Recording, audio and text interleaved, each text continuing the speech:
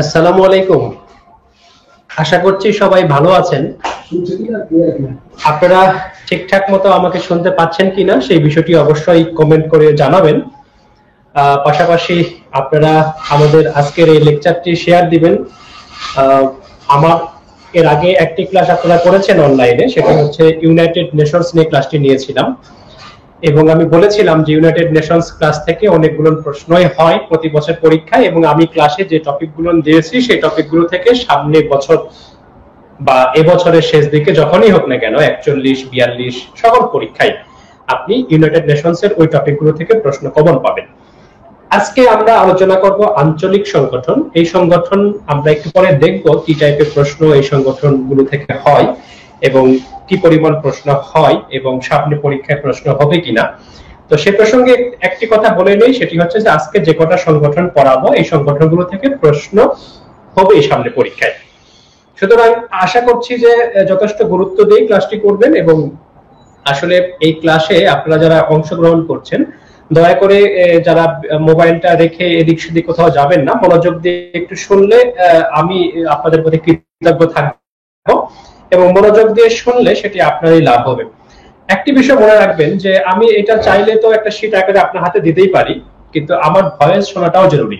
আমি কি বলছি, কেন বলছি, কি প্রসঙ্গে বলছি, কোন শব্দের উপর এমফাসিস দিচ্ছি, জোর দিচ্ছি, এই বিষয়গুলো না দেখা উচিত, শোনা উচিত।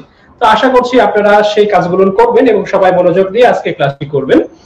একটা কথা একটু শুরুতে না বললে নয়, সেটি হচ্ছে যে আপনারা বিভিন্ন গ্রুপে দেখেছেন যে আমার এর আগের যে ক্লাসটি যে লেকচার আমরা আপলোড করলাম সেটা কপি করে মানে ডাউনলোড করে আবার আপলোড করা হচ্ছে।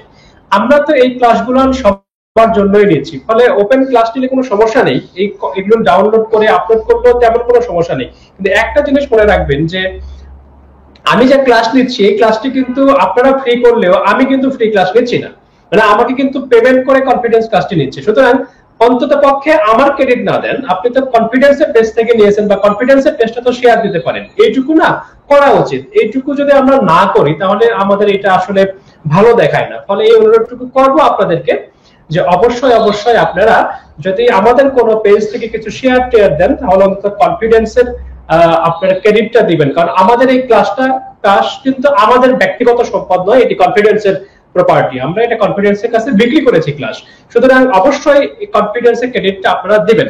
তো থ্যাংক ইউ ভেরি মাচ, আপনারা অনেকে জয়েন করেছেন, খুব ভালো লাগছে। আরো অনুরোধ রইল যে আপনারা যারা যোগদান করেছেন, মাত্র কে কোন ব্রাঞ্চ থেকে যোগদান করেছেন সেটা যদি একটু জানাতেন, আমি আপনাদের কমেন্ট গুলো দেখছি। আজিমপুর ঢাকা থেকে বেলাম হোসেন সহ সবার কমেন্ট আমি দেখছি। আমি যদিও কমেন্ট গুলো আমি করি না ক্লাসে, কারণ ক্লাসে আমার যে কনসেন্ট্রেশন ব্রেক হয় সে কারণে আমি হয়তো কমেন্ট করবো না, বাট আমি কমেন্ট গুলো অবশ্যই আপনাদের দেখবো। আপনারা কমেন্ট করতে থাকুন, কোনো প্রশ্ন করলে সেটিও জানাবেন। এবং যদি ক্লাস আমি শেষ করে যখন বাসায় যাব রাতে আমি শুয়ে শুয়ে আপনাদের কমেন্ট গুলো দেখবো যে কে কোথা থেকে যোগদান করেছিলেন, কি পরিমাণ শিক্ষার্থী যোগদান করেছেন, এগুলো আমি দেখবো। তো থ্যাংক ইউ ভেরি মাচ, আরো একবার ধন্যবাদ এবং সবাইকে স্বাগত জানাচ্ছি। আমরা আজকে যে বিষয় নিয়ে আলোচনা করব সেই বিষয়ে আলোচনায় সরাসরি চলে যাই। আমরা আজকে আলোচনা করব আঞ্চলিক সংগঠন। আমরা বারবার করে বলেছি, আপনারা দেখতেও পাচ্ছেন আমাদের আজকের যে কি আলোচনা হবে এই বিষয়টি আপনারা দেখতে পাচ্ছেন। আমরা আলোচনা করব হচ্ছে আঞ্চলিক সংগঠন। তো থ্যাংক ইউ ভেরি মাচ, বারবার ধন্যবাদ দিচ্ছি এই কারণে যে আপনারা দুদিন পরে ঈদ, এই সময়ও অনেকেই যুক্ত হয়েছেন, আজকে ক্লাসে যুক্ত হয়েছেন, সে কারণে মূলত আপনাদেরকে আমি একাধিকবার ধন্যবাদ জানাচ্ছি। Welcome my today's lecture. আমি আপনাদের সাথে আছি, আজকে 2 ঘন্টা আপনাদের সাথে থাকবো। নিশ্চয়ই দেখতে পাচ্ছেন আমরা আঞ্চলিক সংগঠনের বিগত প্রশ্নগুলো দেখতে পাচ্ছেন, এইটা একটু মনোযোগ দিয়ে খেয়াল করবেন। সেটি হচ্ছে যে কি কি প্রশ্ন বিগত বছর পরীক্ষাগুলোতে হয়েছে। আপনারা নিশ্চয়ই দেখতে পাচ্ছেন যে আঞ্চলিক সংগঠন থেকে বিগত বিসিএস গুলোর প্রশ্ন 40তম একটা প্রশ্ন দিয়েছে, নিচের কোন সংস্থা সদর দপ্তর বাংলাদেশে? উত্তর দেখতে পাচ্ছেন বিমস্টেক। 38 প্রশ্ন হয়েছে আসিয়ান থেকে, জাতিসংঘের সহযোগী সংস্থা 9 কোনটি? আসিয়ান। সার্কের সদর দপ্তর কোথায়? এই প্রশ্ন হয়েছে। ওআইসির দাপ্তরিক ভাষা কয়টি? এই প্রশ্ন হয়েছে। 37 এর প্রশ্ন হয়েছে ন্যাটো থেকে। 36 এর প্রশ্ন হয়েছে সার্ক থেকে, আরব লীগ থেকে। আপনারা একটা জিনিস খেয়াল করুন যে প্রিভিয়াস সিলেবাসে বলা আছে সংগঠন থেকে প্রশ্ন হবে, কিন্তু বলা নাই কোন সংগঠন থেকে প্রশ্ন হবে। এখন যদি সংগঠন আপনি দেখতে যান তাহলে সংগঠন পৃথিবীতে আছে, তো এই এতগুলো সংগঠন তো পড়া আপনার পক্ষে সম্ভব নয়। তাহলে কি করবেন আপনি, কিভাবে প্রিপারেশন দিবেন? একটু দেখুন যে এই স্লাইডের ডান দিকে আমি রেখেছি রিটেন সিলেবাসে যে সংগঠনগুলোর নাম রয়েছে সেই সংগঠনগুলোর তালিকা। 9টা সংগঠনের নাম আঞ্চলিক সংগঠনে SAARC, BIMSTEC, ASEAN, European union, African union, GCC, Gulf cooperation council, OIC, NATO এবং এপেক। খেয়াল করে দেখুন যে প্রশ্নগুলো বাম দিকে আমি রেখেছি বিগত বছরের, এই প্রশ্নগুলো কিন্তু অধিকাংশ এই রিটেনের সিলেবাসকে এই সংগঠনগুলো থেকে। সার্ক নিয়ে প্রশ্ন হয়েছে, বিমস্টেক নিয়ে প্রশ্ন হয়েছে, আসিয়ান নিয়ে প্রশ্ন হয়েছে, ওআইসি নিয়ে প্রশ্ন হয়েছে, ন্যাটো নিয়ে প্রশ্ন হয়েছে। এবং রিটেন সিলেবাসে যে আর 2-3টা সংগঠন আছে, European union, African union, epic, এখান থেকে এই গত কয়েক বিসিএস এ প্রশ্ন হয়নি। কিন্তু একটা জিনিস খেয়াল করুন যে ব্রেক্সিট হয়ে গেল, ফলে বুঝতেই পারছেন যে ইউরোপিয়ান ইউনিয়নটা পরবর্তী পরীক্ষার জন্য কতটা গুরুত্বপূর্ণ হয়ে উঠেছে। সব সময় এপেক একটা গুরুত্বপূর্ণ সংগঠন, এপেক এগুলো আমাদেরকে পড়তেই হয়। তাহলে আমরা কি করব, রিটেনের সিলেবাসের এই সংগঠনগুলো গুরুত্ব দিয়ে পড়বো, এর সঙ্গে আরো 4-5টা সংগঠন যদি আমরা পড়ে ফেলি তাহলে কিন্তু আঞ্চলিক সংগঠন কেন্দ্রিক যে প্রশ্ন একটি বা দুটি হয়, একটি তো হবেই, কিন্তু অধিকাংশ সময় 2টা করে প্রশ্ন হয়, 3টা প্রশ্ন হয়েছে 38 আমরা দেখছি। তাহলে আমরা এই প্রশ্নগুলো কিন্তু কমন পাবো। সংগঠনের প্রশ্ন কমন পাওয়া সহজ। সহজ কেন? একটা সংগঠনের প্রতিষ্ঠার ইতিহাস জানতে পারে, একটা সংগঠনের হেডকোয়ার্টার জানতে পারে, একটা সংগঠনের মেম্বার জানতে পারে, একটা সংগঠনের সম্মেলন কোথায় হলো সেটি জানতে পারে, প্রধানের পদবি জানতে পারে, আরো টুকটাক কিছু জিনিস জানতে পারে। অর্থাৎ একটা সংগঠন নিয়ে কি কি জানবে এটা আমার জানা, আমি কিন্তু চাইলে এটা পড়ে ফেলতে পারি এবং প্রশ্নটা কমন পেতে পারি। কিন্তু যদি ধরুন আপনি একটা প্রশ্ন হবে হচ্ছে প্রথম বিশ্বযুদ্ধ থেকে, আপনি 1 বছর ধরে প্রথম বিশ্বযুদ্ধ পড়েও বলতে পারবেন না যে এই প্রশ্নটা আপনার কমন হবে, কারণ এই 14 সালে শুরু হয়ে 18 সালে শেষ হয়েছে যে যুদ্ধটি, সেই যুদ্ধের প্রতিদিনের ঘটনা নিয়ে বই আছে। সুতরাং আপনি কতটুকু পড়েন, আপনি কয়টা ক্লাস করেন, যেটি আমি বোঝানোর চেষ্টা করছি সেটি হচ্ছে যে প্রথমত সংগঠন থেকে প্রশ্ন বেশি হয়, দ্বিতীয়ত এখান থেকে প্রশ্নগুলো কমন পাওয়া সহজ। সুতরাং আমি আবারও আপনাদেরকে বলছি, জসিম ভাই কথাটি বলেছেন, আমরা এর একদিন লাইভে এসেছিলাম আমাদের ফ্যাকাল্টি অল মেম্বার্স, তখন আমরা বলেছি যে এমফাসিস দিতে হবে ইন্টারন্যাশনাল অ্যাফেয়ার্স এর সংগঠন, পরিবেশগত ইস্যু, কূটনীতির দিকে। আমরা একটু আলোচনাটাকে এগিয়ে নেই।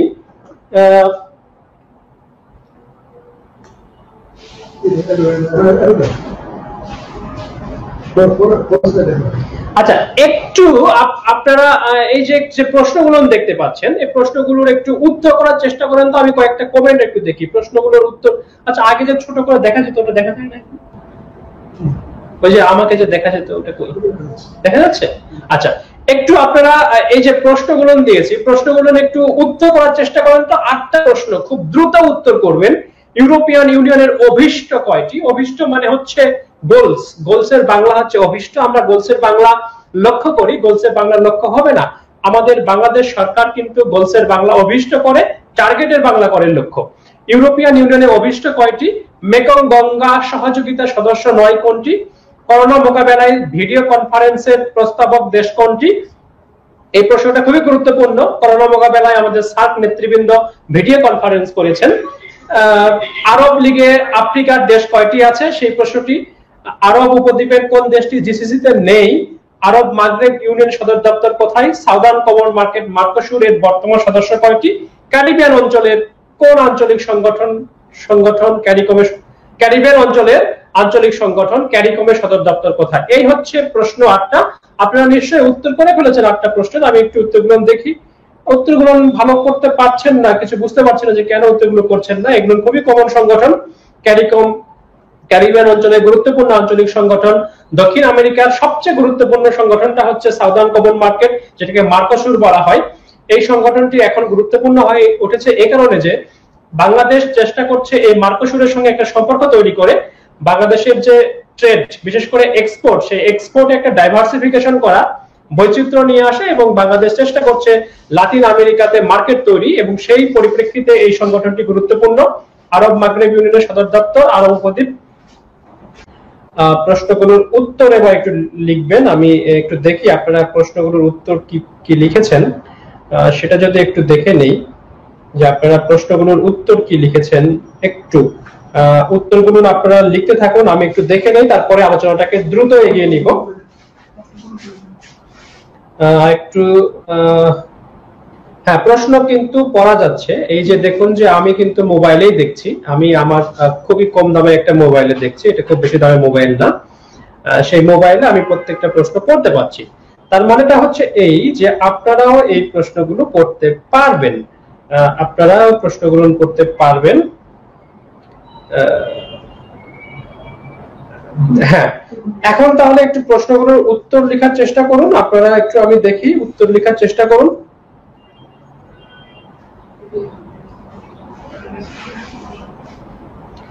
একটা করে প্রশ্নের উত্তর দিচ্ছেন আপনারা, একাধিক প্রশ্নের উত্তর দেখতে পাচ্ছি না, একাধিক প্রশ্নের উত্তর দেখতে পাচ্ছি না।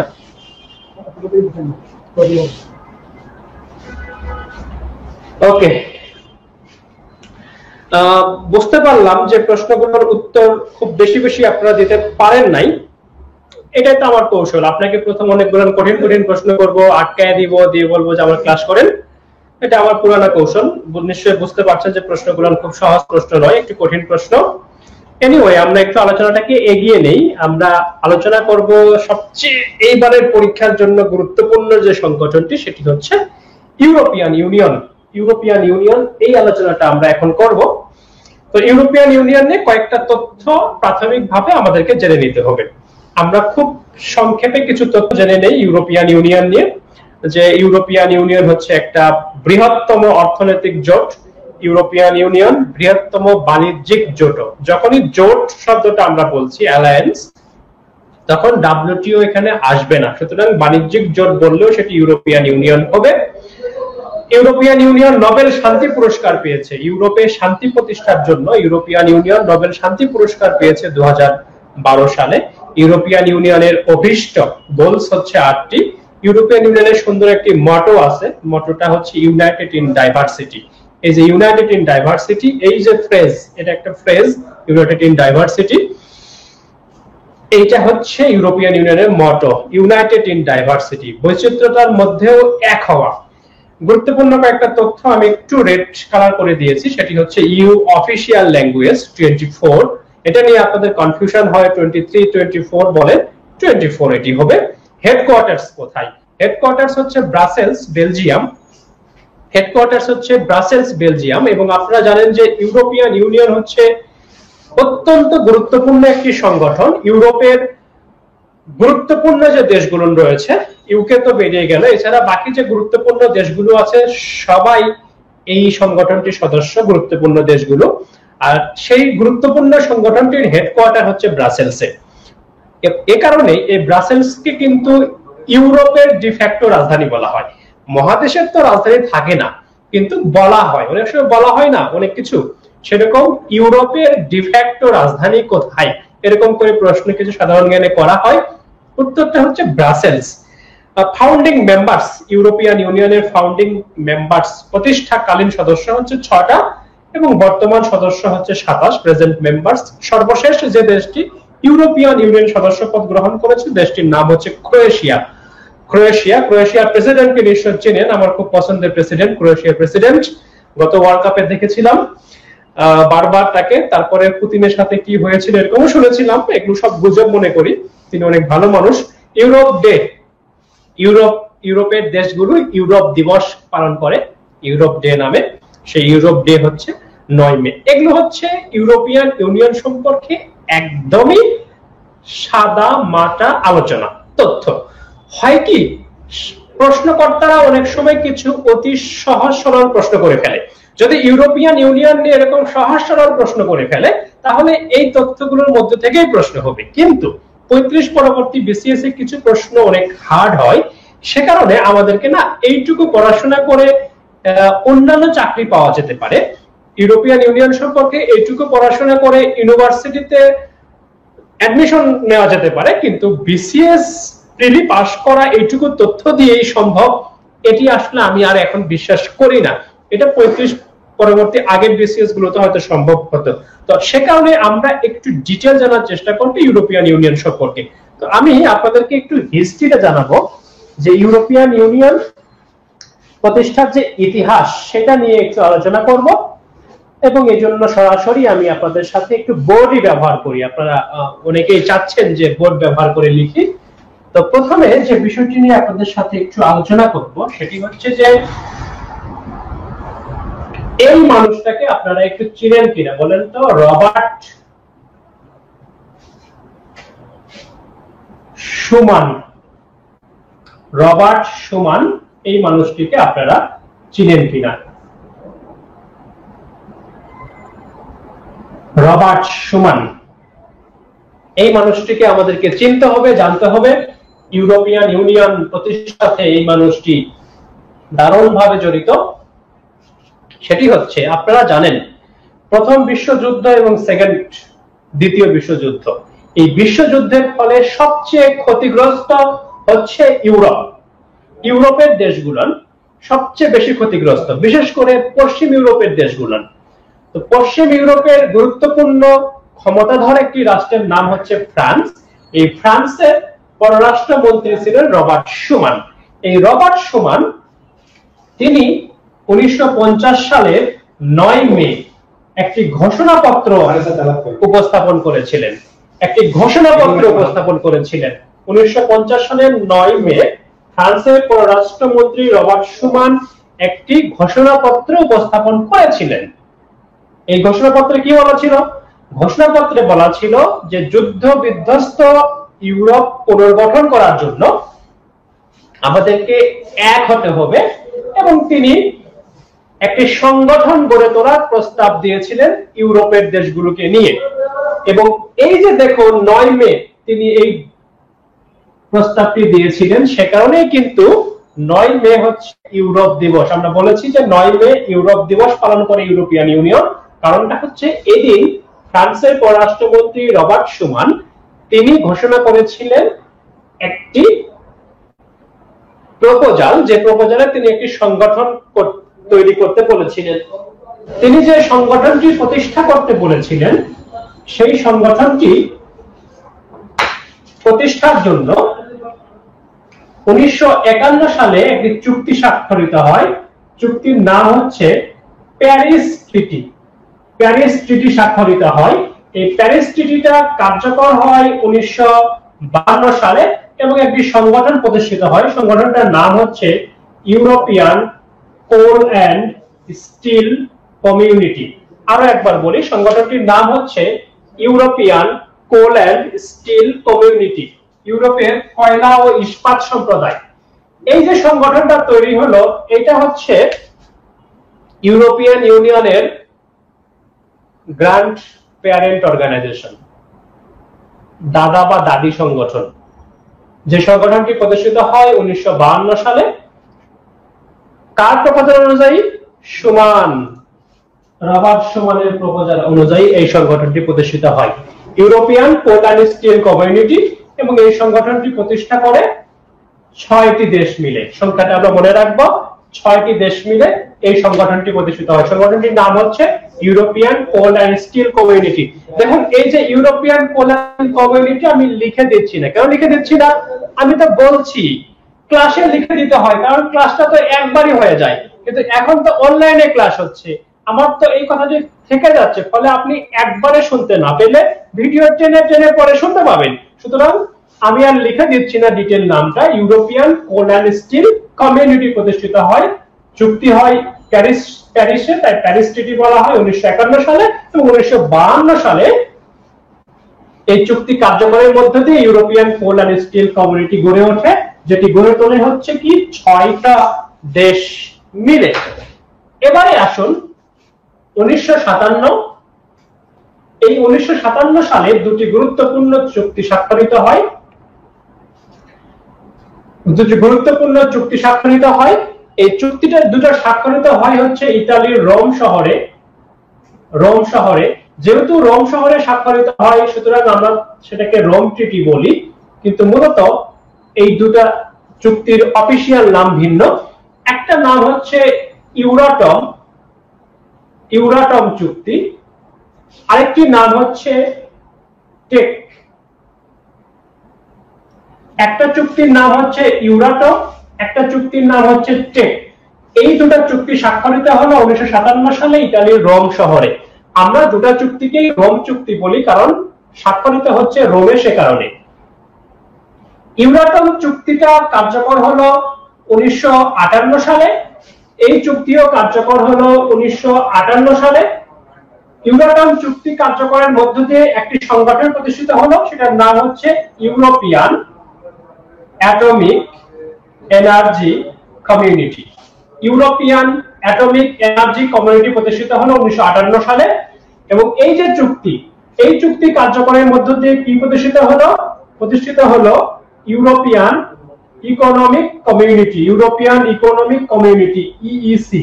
এই ইইসি হচ্ছে ইউরোপিয়ান ইউনিয়নের আব্বা আম্মা সংগঠন, প্যারেন্ট অর্গানাইজেশন, কারণ এইটা থেকেই ইউরোপিয়ান ইউনিয়ন হয়েছে। এখানে একটা জিনিস একটু বলে দিই, সেটি হচ্ছে যে এই যে একটা সংগঠন হলো ইউরোপিয়ান অ্যাটমিক এনার্জি কমিউনিটি, এই সংগঠনটার সাথে এক হয়ে যায় একটা চুক্তির মাধ্যমে। চুক্তিটা হচ্ছে ব্রাসেলস চুক্তি। ব্রাসেলস ট্রিটির মাধ্যমে এক হয়ে যায়। এই ট্রিটিটার মাধ্যমে যেহেতু দুটো সংগঠন এক হয়ে যায়, সে কারণে এই চুক্তিটাকে আমরা মার্জার ট্রিটিও বলতে পারি, অর্থাৎ একত্রীকরণ চুক্তি, মার্জার ট্রিটি। এবং এই চুক্তিটা স্বাক্ষরিত হয়েছে 1965 সালে, এটি কার্যকর হয়েছে 1967 সালে। মার্জার চুক্তি অর্থাৎ ইউরোপিয়ান অ্যাটমিক এনার্জি কমিউনিটি এটা ইউরোপিয়ান ইকোনমিক কমিউনিটির সঙ্গে মার্জ করে, এক হয়ে যায়। এই যে ইউরোপিয়ান ইকোনমিক কমিউনিটি ইইসি, এরা 1992 সালে একটা খুবই গুরুত্বপূর্ণ চুক্তি করে। চুক্তিটা হয় কোথায়? চুক্তিটা হয় হচ্ছে নেদারল্যান্ডসের একটি শহরে। শহরটার নাম হচ্ছে মাস্ট্রিক্ট শহর। শহরটার নাম হচ্ছে মাস্ট্রিক্ট শহর। সে কারণে আমরা এই চুক্তিটাকে বলি মাস্ট্রিক্ট ট্রিটি বলি। এই চুক্তিটাকে আমরা বলি মাস্ট্রিক্ট ট্রিটি।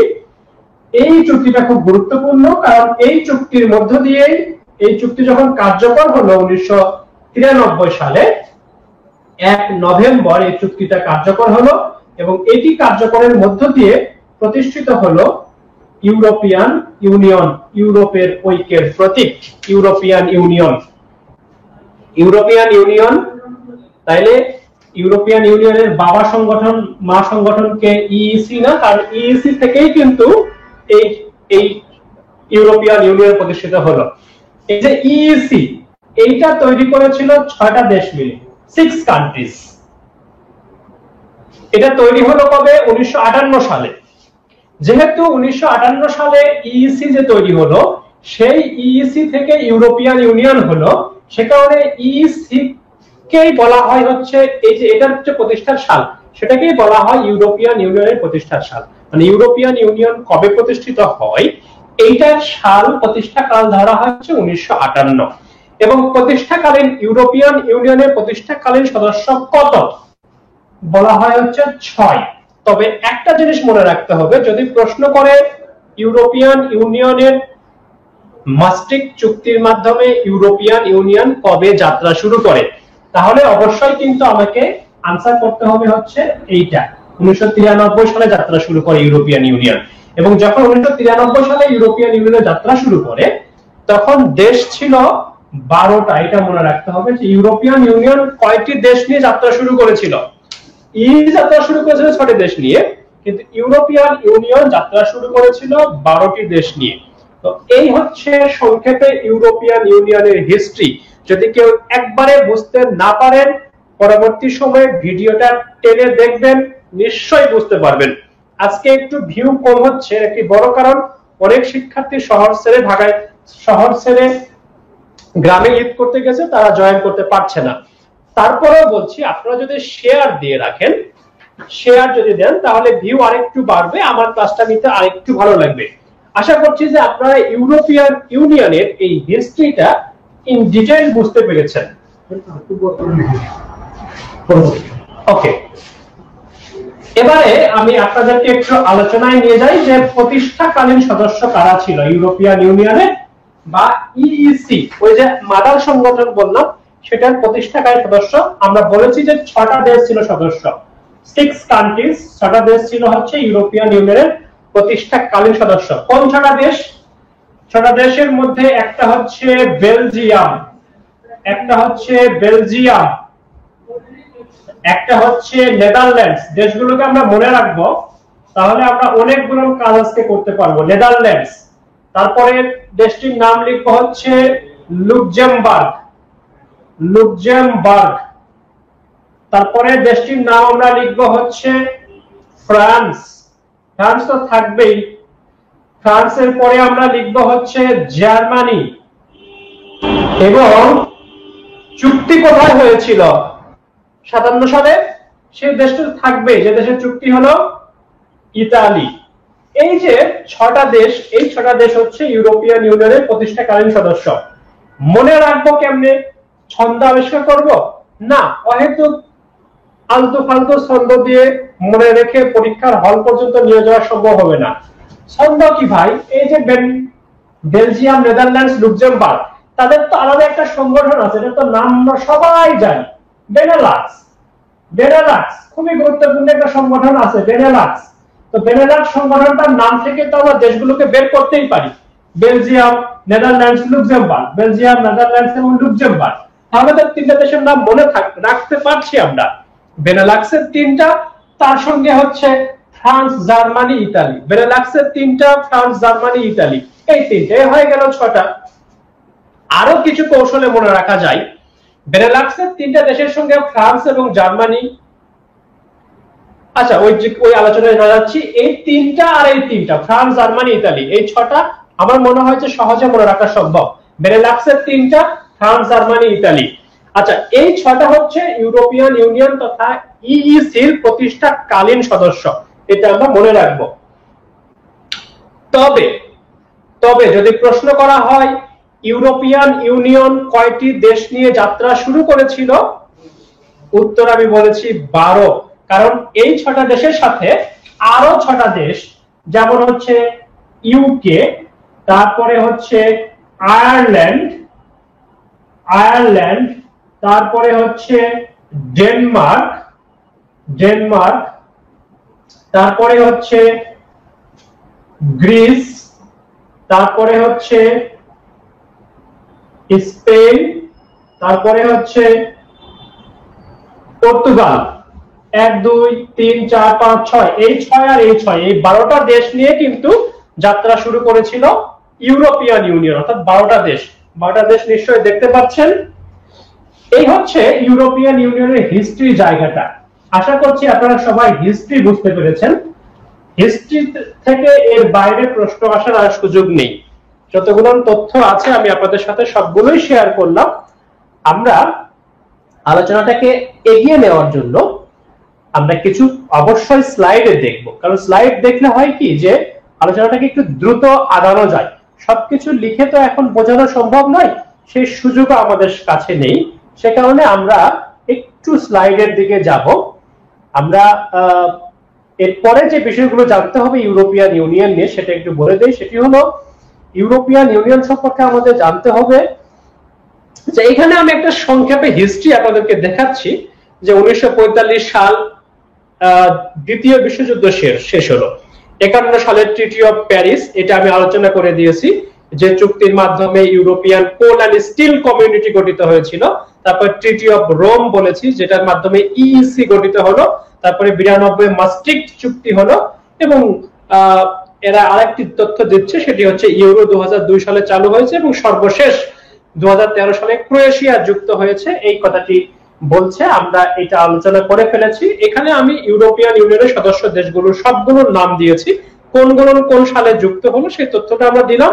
এগুলো প্রত্যেকটা মুখস্থ করার কোনো প্রয়োজন নেই, আমরা শুধু দেখে রাখবো যে কোন সালে কোন সদস্যগুলো যুক্ত হয়েছে এবং শুরুর দিকে যুক্ত হয়েছে কারা, সেটাও আমরা দেখতে পাচ্ছি।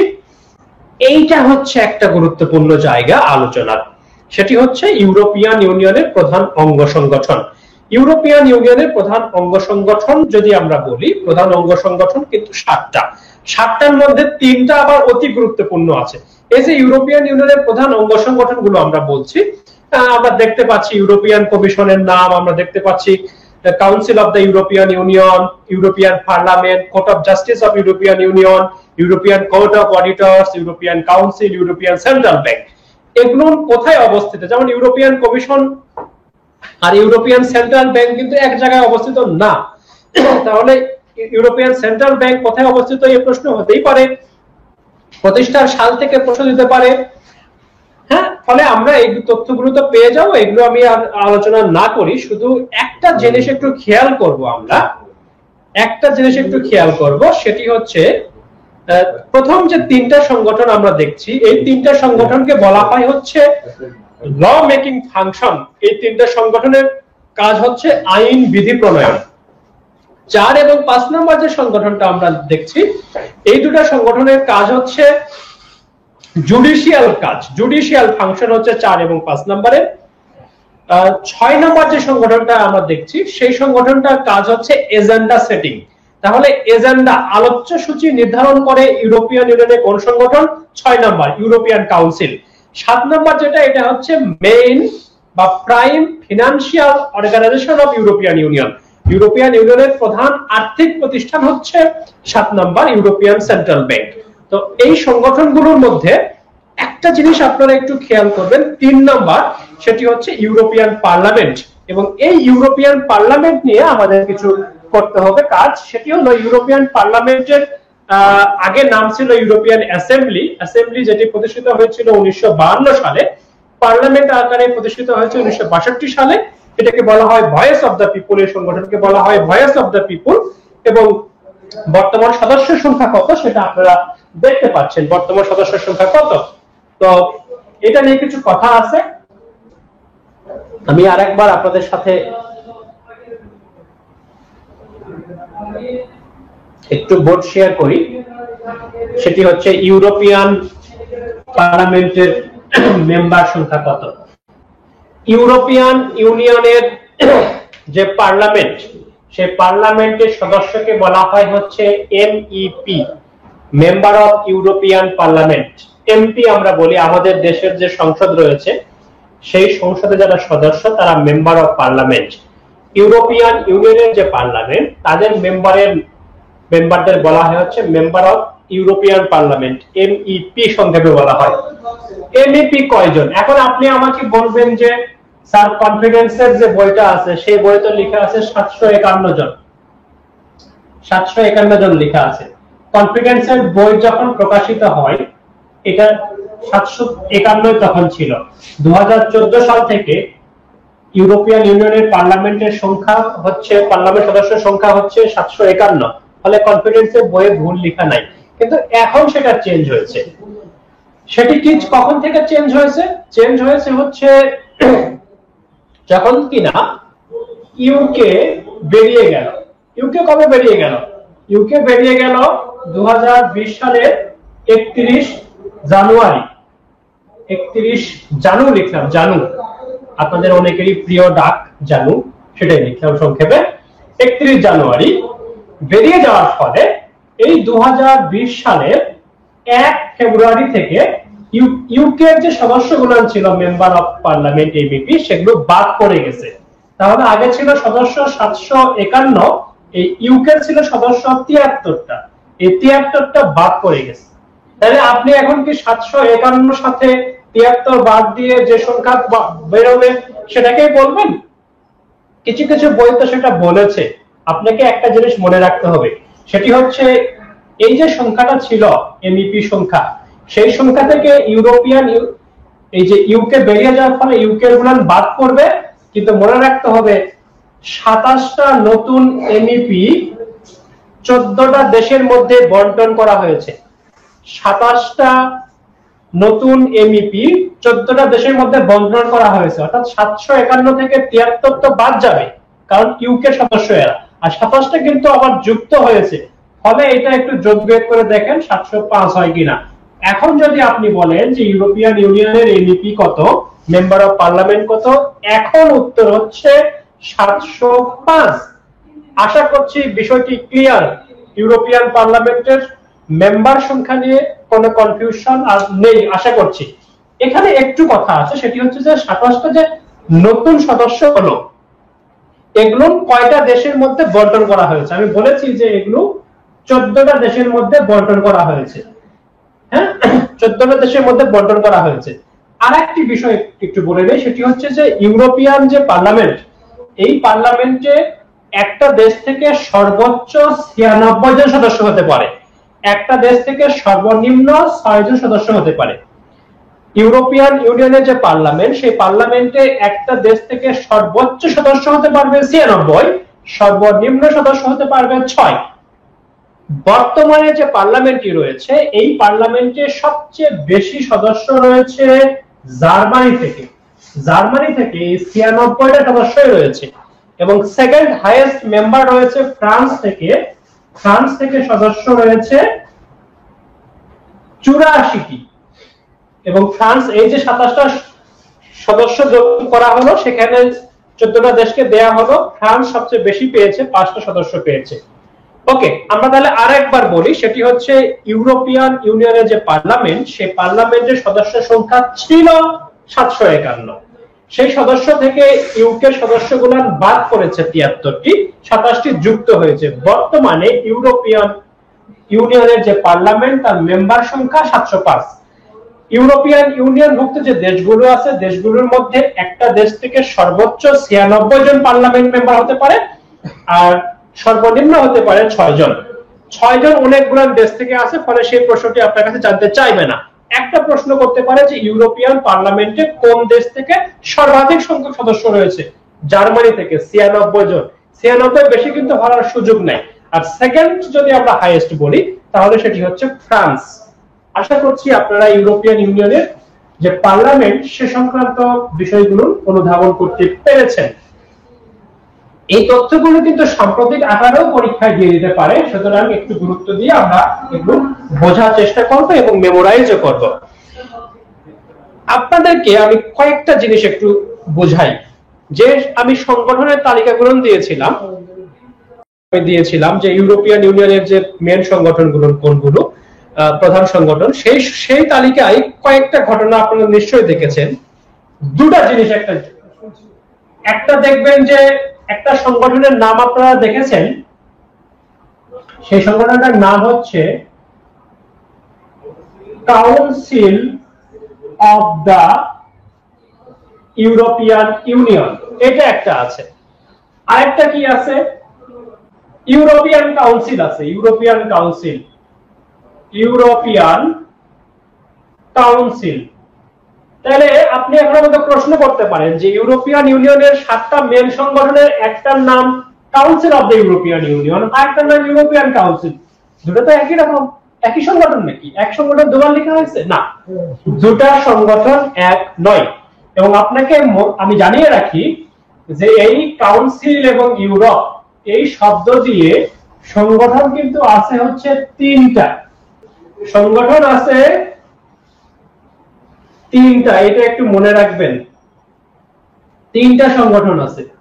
একটা হচ্ছে ইউরোপিয়ান কাউন্সিল, একটা হচ্ছে council of the European union, একটা হচ্ছে কাউন্সিল অফ ইউরোপ।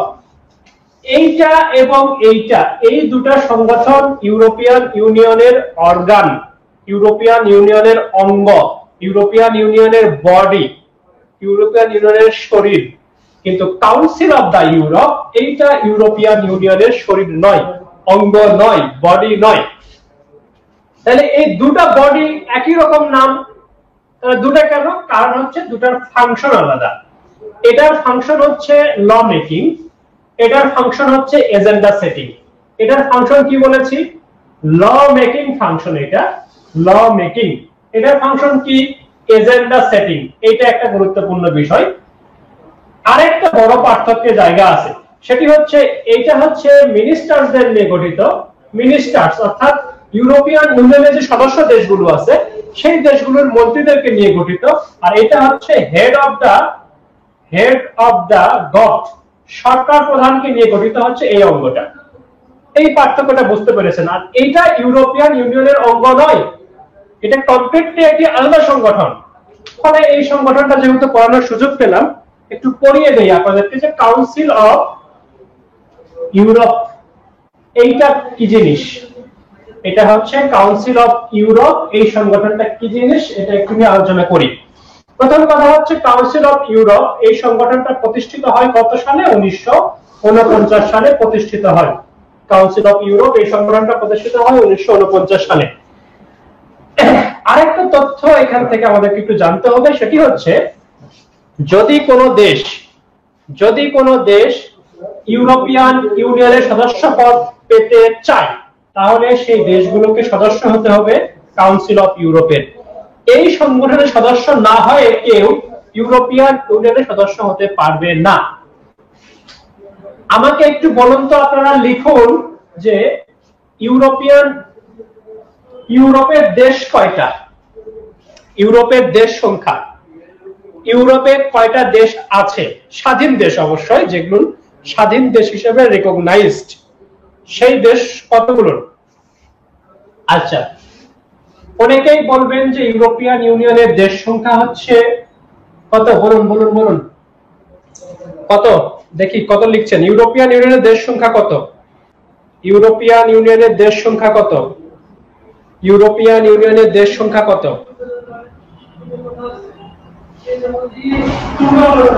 একটু দেখতে থাকি, হ্যাঁ লিখতে থাকুন। ইউরোপিয়ান ইউনিয়নের দেশ সংখ্যা কত? ইউরোপিয়ান ইউনিয়নের দেশ সংখ্যা কত?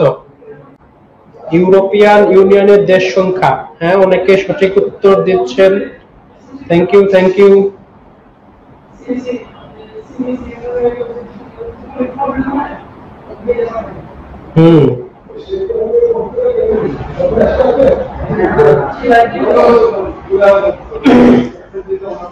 আচ্ছা, এবার আমি বলি, এই যে সংগঠনটা নিয়ে আমি আলোচনা করছিলাম সেটি হচ্ছে কাউন্সিল অফ ইউরোপ, এই সংগঠন নিয়ে। আর বলেছি যে এটি ইউরোপিয়ান ইউনিয়নের অঙ্গ প্রতিষ্ঠান নয়, এটি আলাদা সংগঠন। এটি প্রতিষ্ঠিত হয় 1949 সালে। এটার সদর দপ্তর হচ্ছে স্ট্রাসবুর্গ, ফ্রান্স, এটি সদর দপ্তর। স্ট্রাসবুর্গ, ফ্রান্স, এটি সদর দপ্তর। এটা সদস্য কত? সদস্য হচ্ছে 47টা দেশ হচ্ছে সদস্য। আমি কেন প্রশ্ন করেছিলাম আপনাকে যে এই ইউরোপের সদস্য কয়টা, আপনি বলতে পারেন ইউরোপের সদস্য 49টা, 49টা সদস্য। যদি আপনি ট্রান্স ককেশাসের 3টা দেশ ধরেন, যদি আপনি সাইপ্রাসকেও ধরেন, তাহলে সদস্য হবে হচ্ছে 49টা। 49-এর মধ্যে বেলারুশ, কাজাখস্তান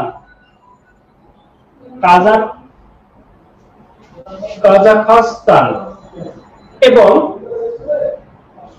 ভ্যাটিকান সিটি, এই 3টা দেশ কাউন্সিল অফ ইউরোপের সদস্য নয়। তাহলে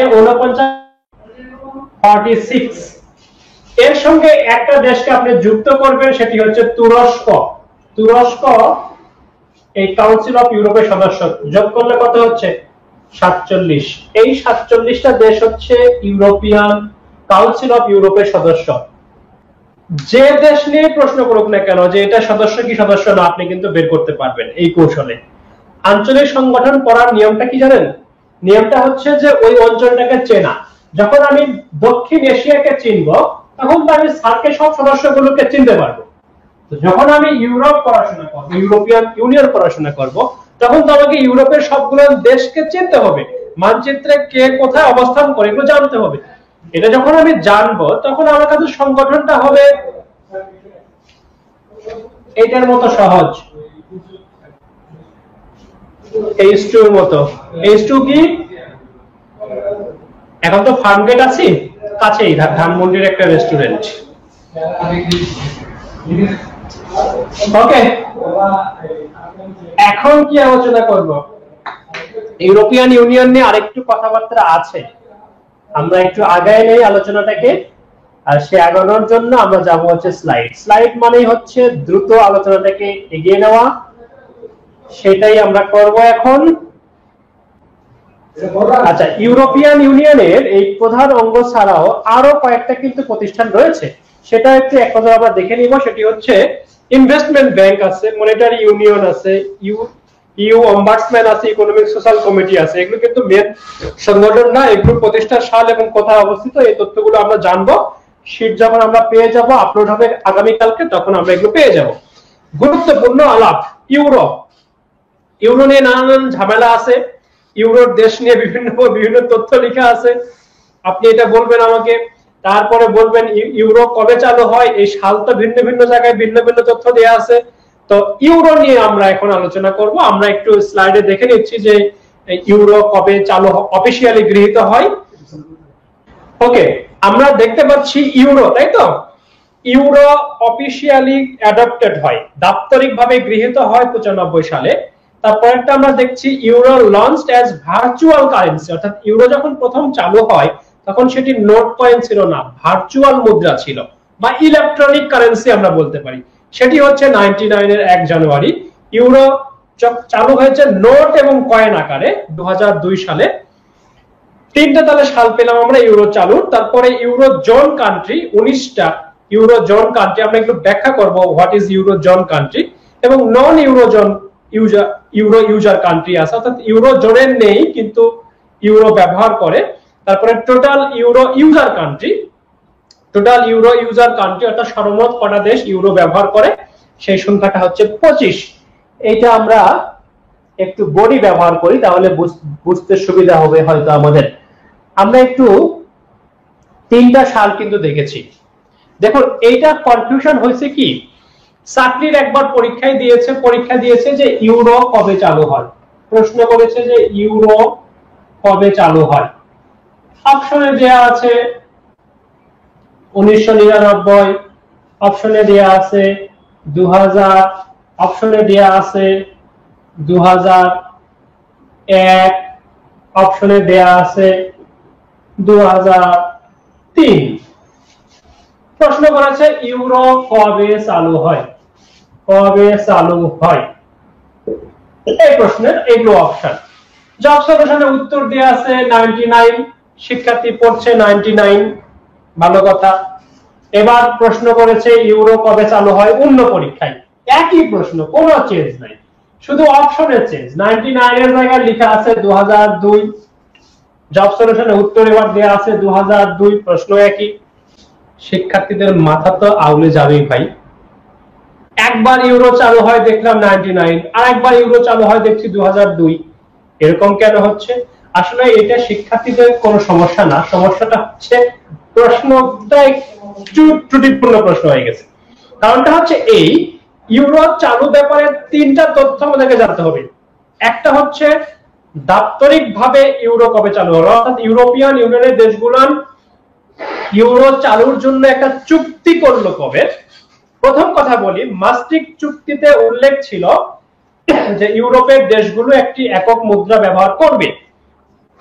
95 একটা চুক্তি হলো, এই চুক্তিটার উদ্দেশ্য হচ্ছে ইউরো চালু।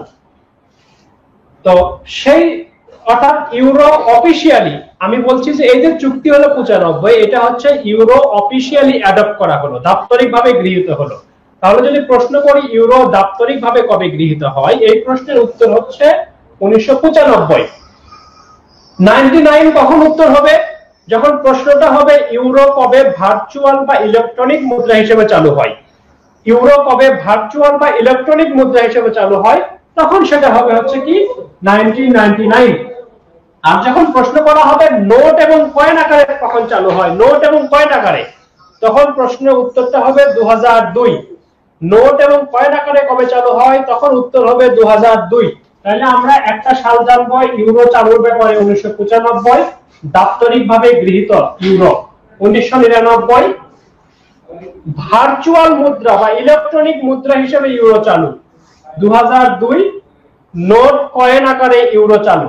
আরেকটা জিনিস মনে রাখবো, 1999 সালে যখন ইউরো চালু হয় তখন 11টা দেশ মিলে চালু হয়েছিল, আর যখন কয়েন এবং নোট আকারে চালু হয় তখন 12টা দেশ মিলে চালু হয়েছিল। তাহলে প্রথম ইউরো কটি দেশ চালু করেছিল? আমাকে প্রশ্ন করলে আমি বলবো যে প্রশ্নটা আমার কাছে পরিষ্কার নয়। আপনি আমাকে প্রশ্ন করেন যে ইলেকট্রনিক বা ভার্চুয়াল মুদ্রা নাকি নোট কয়েন, যদি নোট কয়েন বলেন তাহলে উত্তর হচ্ছে 12, আর যদি বলেন যে না ভার্চুয়াল ইলেকট্রনিক মুদ্রা কবে, তাহলে প্রশ্নের উত্তর হচ্ছে কি? প্রশ্নের উত্তর হচ্ছে 11, অর্থাৎ 99-এ 11টা দেশ করেছিল এবং 2002-এ 12টা দেশ চালু করেছিল। এখন বিষয় হচ্ছে যে আমরা কিছু আগে দেখেছি যে ইউরো জোন জিনিসটা কি। ইউরো জোন ইউরোজোন মানে হচ্ছে ইউরোপিয়ান ইউনিয়নের যে দেশগুলো ইউরো মুদ্রা ব্যবহার করে।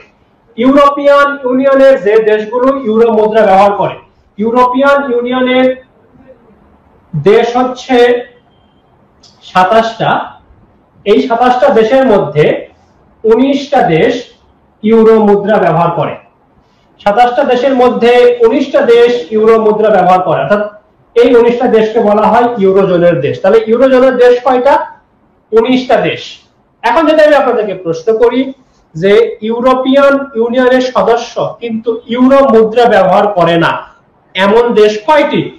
বাদ দেন 27 থেকে 19, 8টি দেশ যারা ইউরোপিয়ান ইউনিয়নের মেম্বার কিন্তু ইউরো ব্যবহার করে না। কয়টা দেশ? 8টা দেশ।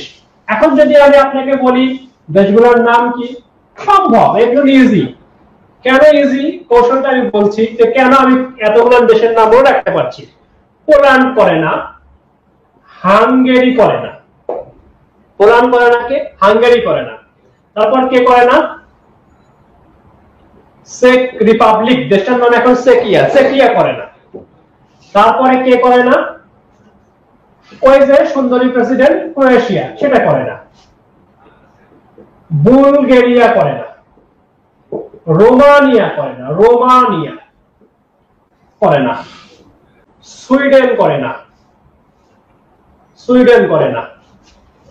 আর একটা দেশ, এটা মনে রাখতে হবে, কাহিনী আছে এখানে, ডেনমার্ক করে না।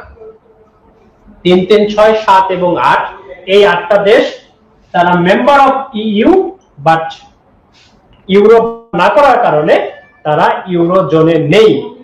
এখন এই যে 8টা দেশ লিখলাম, এখানে আমি ডেনমার্ককে একটু মার্ক করতে বলেছি। কারণটা হচ্ছে এই, maastricht চুক্তির যে আর্টিকেলে বলা ছিল যে ইউরোপিয়ান ইউনিয়নের একটি একক মুদ্রা হবে, ওই আর্টিকেলটি ডেনমার্ক অ্যাপ্রুভ করেনি, রেটিফাই করেনি, পার্টিকুলারলি ওই আর্টিকেলটি। সুতরাং ইউরো চালুর ব্যাপারে ডেনমার্কের বাধ্যবাধকতা নেই, মানে লিগ্যাল কোনো বাইন্ডিংস নেই যে ডেনমার্ক ইউরো মুদ্রা অ্যাডপ্ট করবে। কারণ কি? কারণ সংশ্লিষ্ট আইনের সংশ্লিষ্ট আর্টিকেল তারা অ্যাপ্রুভ করেনি। কিন্তু এই যে দেশগুলান, এই দেশগুলার ওই আর্টিকেল অ্যাপ্রুভ করলেও ইউরো চালু করতে পারছে না। তারা ইউরো চালু করতে চায় কিন্তু তারা ইউরো চালু করতে পারছে না। কেন পারছে না? কারণটা হচ্ছে ইউরো চালুর ব্যাপারে কিছু ক্রাইটেরিয়া আছে, সেই ক্রাইটেরিয়া গুলো এই দেশগুলো ফুলফিল করতে পারেনি, তাই তারা ইউরো গ্রহণ করতে পারছে না। এখন আপনি নিশ্চয়ই প্রশ্ন করবেন ক্রাইটেরিয়া গুলো কি? 3টা ক্রাইটেরিয়ার কথা মনে রাখবেন। একটা ক্রাইটেরিয়া হচ্ছে সেই দেশগুলো যে ডেফিসিট, আমাদের যেমন ডেফিসিট, বাজেটের ডেফিসিট থাকে না, ঘাটতি থাকে না, আমাদের আয়ের চাইতে ব্যয় বেশি দেখায় আমরা, ফলে আমাদের বাজেটকে আমরা কি বলি? ডেফিসিট বাজেট, ঘাটতি বাজেট বলি। এখন আমরা এই ঘাটতি পূরণ করি কিভাবে? ঋণ করে পূরণ করি। আচ্ছা, ইউরো ব্যবহারের ক্রাইটেরিয়া, 1 নম্বর ক্রাইটেরিয়াটা হচ্ছে যদি কোনো দেশের ডেফিসিট, ঘাটতি তার জিডিপির 3% বেশি হয়, সে দেশ ইউরো ব্যবহার করতে পারবে না। যদি কোনো দেশের, সেকেন্ড ক্রাইটেরিয়া, যদি কোনো দেশের ঋণ, ডেট, ঋণ তার জিডিপির 60% বেশি, 60% বেশি হয়, তাহলে সেই দেশ ব্যবহার করতে পারবে না। তারপরে যদি কোনো দেশের যে মুদ্রাটা এখন আছে, সেই মুদ্রার যদি রেটে স্ট্যাবিলিটি না থাকে, অর্থাৎ বারবার যদি ফ্লাকচুয়েট করে, তার যদি রেট পরিবর্তন হয়, ওঠানামা করে, এই দেশকে ইউরো, এই দেশ ইউরো ব্যবহার করতে পারবে না। ইউরো ব্যবহার করার জন্য ইউরোপিয়ান সেন্ট্রাল ব্যাংকের যে অনুমোদন লাগে, এটা পাবে না। সেই কারণগুলোর কারণে এই দেশগুলো ইউরো ব্যবহার করতে পারছে না, কিন্তু তারা ইউরো ব্যবহার করতে চায়, চাই জন্যই তো ইউরো সংক্রান্ত যে আর্টিকেলটি আছে সেটি অনুমোদন করেছে। কিন্তু ডেনমার্ক ওই আর্টিকেলটি অনুমোদন করেনি, ফলে নো লিগ্যাল বাইন্ডিং বা legal obligation for Denmark to use euro. Euro ব্যবহারের ক্ষেত্রে ডেনমার্কের কোনো লিগ্যাল বাইন্ডিং নেই। আশা করছি যে কোন দেশগুলো ইউরো ব্যবহার করে না সেই দেশগুলোর আমরা নাম পেয়েছি এবং কেন ব্যবহার করছে না সেগুলো আমরা বুঝতে পেরেছি। তাহলে আমার সঙ্গে একটু বলুন তো ইউরোজোনের দেশ কয়টা? উত্তর হচ্ছে 19টা। এখন কথা হচ্ছে যে ইউরোজোনে নেই কিন্তু তবুও ইউরোপ মুদ্রা ব্যবহার করে, সরি ইউরোপিয়ান ইউনিয়নের সদস্য নয়, ইউরোপিয়ান ইউনিয়নের সদস্য নয় তবুও ইউরো ব্যবহার করে এমন কিছু দেশ আছে। কারা? খুবই ছোট ছোট কিছু দেশ আছে, মাইক্রো স্টেট আমরা বলি, ক্ষুদ্র স্টেট। অ্যান্ডোরা, তারপরে কি Monaco, Monaco, Andorra, Monaco, Vatican city, Andorra, Monaco, Vatican city. তারপরে আছে হচ্ছে লিচেনস্টেইন, লিচেনস্টেইন। তারপরে আরো দুটো দেশ আছে, সেটি হচ্ছে মন্টিনিগ্রো এবং কসোভো। এই যে দেশগুলো, সরি এটা লিচেনস্টেইন হবে, এটা সান মারিনো হবে, সান মারিনো। আচ্ছা, এই যে অ্যান্ডোরা, মোনাকো, ভাটিকান সিটি, সান মারিনো, মন্টিনিগ্রো, কসোভো, এই 6টা দেশ ইউরোপিয়ান ইউনিয়নের মেম্বার নয় কিন্তু ইউরো মুদ্রা ব্যবহার করে। তাহলে আমরা জানলাম যে ইউরোপিয়ান ইউনিয়নের 19টা দেশ ব্যবহার করে যারা ইউরোজোনের, তার সঙ্গে আরো 6টা দেশ ইউরো ব্যবহার করে। তাহলে মোট কত হইল? 25। এখন যদি প্রশ্ন করি আমি ইউরো মোট কটি দেশ ব্যবহার করে, প্রশ্নের উত্তর 25। ইউরো মোট কটি দেশ ব্যবহার করে, উত্তর হচ্ছে 25। কিন্তু যদি প্রশ্ন করি ইউরোজোনের দেশ কয়টা? 19। ইউরোজোনের দেশ কয়টা? 19। আশা করছি ইউরো নিয়ে আর কোনো কনফিউশন থাকবে না। শুধু একটা জিনিস একটু আলাপ করে দেই, সেটি হচ্ছে আপনারা এই ভদ্রলোকের নাম শুনেছেন, দু একটা চাকরির পরীক্ষায় প্রশ্ন কিন্তু দিয়েছে। সেটি হচ্ছে ইউরো মুদ্রার জনক কে? রবার্ট মন্ডেল। দেখবেন জব সলিউশন যারা পড়েন এই প্রশ্নগুলো পাবেন। ইউরো মুদ্রা জনক কে? রবার্ট মন্ডেল। মন্ডেল বা মান্ডেল যেটা বলেন, নামে বানানটা হচ্ছে এইটা। এখন বিষয় হচ্ছে যে রবার্ট মন্ডেলের বাড়ি কোথায়? বলেন রবার্ট মন্ডেলের বাড়ি কোথায়? লেখেন তো উত্তর। রবার্ট মন্ডেলের বাড়ি কোথায়? উত্তর লিখুন। রবার্ট মন্ডেলের বাড়ি কোথায়? নিশ্চয় ইউরোপে কোন দেশ ভাবতেছেন না। তিনি হচ্ছেন কানাডার অর্থনীতিবিদ। কানাডা তো ইউরোপের দেশই নয়, কানাডা তো ইউরোপিয়ান ইউনিয়নের মেম্বার হওয়ার প্রশ্নই আসে না। তাহলে কানাডার একজন ইকোনমিস্ট, অর্থনীতিবিদ কেন ইউরো মুদ্রার জনক? এই যে ভদ্রলোকের নাম জানছেন রবার্ট মন্ডেল, এই রবার্ট মন্ডেল একটি তত্ত্ব আবিষ্কার করেছিলেন। তত্ত্বটার নাম হচ্ছে অপটিমাল কারেন্সি এরিয়া বা রিজিয়ন। অপটিমাল কারেন্সি এরিয়া বা রিজিয়ন, ওসিএ অথবা OCR, optimal currency area. Optimal currency area একটি তত্ত্ব, থিওরি আবিষ্কার করেছেন রবার্ট মন্ডেল। এই থিওরিটি দিয়েছেন তিনি 1961 সালে, অনেক আগে। এই থিওরিতে তিনি দেখিয়েছেন যে একটা অঞ্চলের দেশগুলো চাইলে একটি মুদ্রা ব্যবহার করতে পারে। যেহেতু ইউরোপিয়ান ইউনিয়নের দেশগুলো একটি মুদ্রা ব্যবহার করলো, অর্থাৎ এই যে অপটিমাল কারেন্সি রিজিয়ন যে থিওরি রবার্ট মন্ডেল সেটিকে ফলো করলো, সে কারণে রবার্ট মন্ডেলকে ইউরো মুদ্রার জনক বলা হয়। তিনি কিন্তু বলেন না যে ইউরো চালু করতে হবে, তিনি বলেছেন যে একটি অঞ্চলে 8টা 10টা 5টা 20টা দেশ আছে, এই দেশগুলো চাইলে একই মুদ্রা ব্যবহার করতে পারে। ওই তত্ত্ব তিনি দিয়েছেন 1961 সালে। সেই তত্ত্বের উপর ভিত্তি করে 1999 সালে গিয়ে ভার্চুয়ালি ইউরো চালু হয়ে গেল। এবং মনে রাখবেন, যে বছর ইউরো চালু হলো সেই বছর রবার্ট মন্ডেলকে অর্থনীতিতে নোবেল পুরস্কার দেওয়া হলো। নোবেল পুরস্কার পেয়েছেন কবে? 99-এ। কেন? অপটিমাল কারেন্সি রিজিয়ন থিওরি আবিষ্কারের জন্য। থিওরিটা কবে দিয়েছেন? 1961 সালে। আশা করছি বুঝতে পেরেছেন কেন রবার্ট মন্ডেল ইউরো মুদ্রার জনক। কেন রবার্ট মন্ডেল ইউরো মুদ্রার জনক? আশা করছি এই বিষয়টি আপনারা বুঝতে পেরেছেন। চলুন আমরা আলোচনাকে সামনের দিকে আগাই। এরপরে আমরা আলাপ করব আরেকটি গুরুত্বপূর্ণ জিনিস, যেটি অনেকের স্বপ্ন ইউরোপে যাওয়া।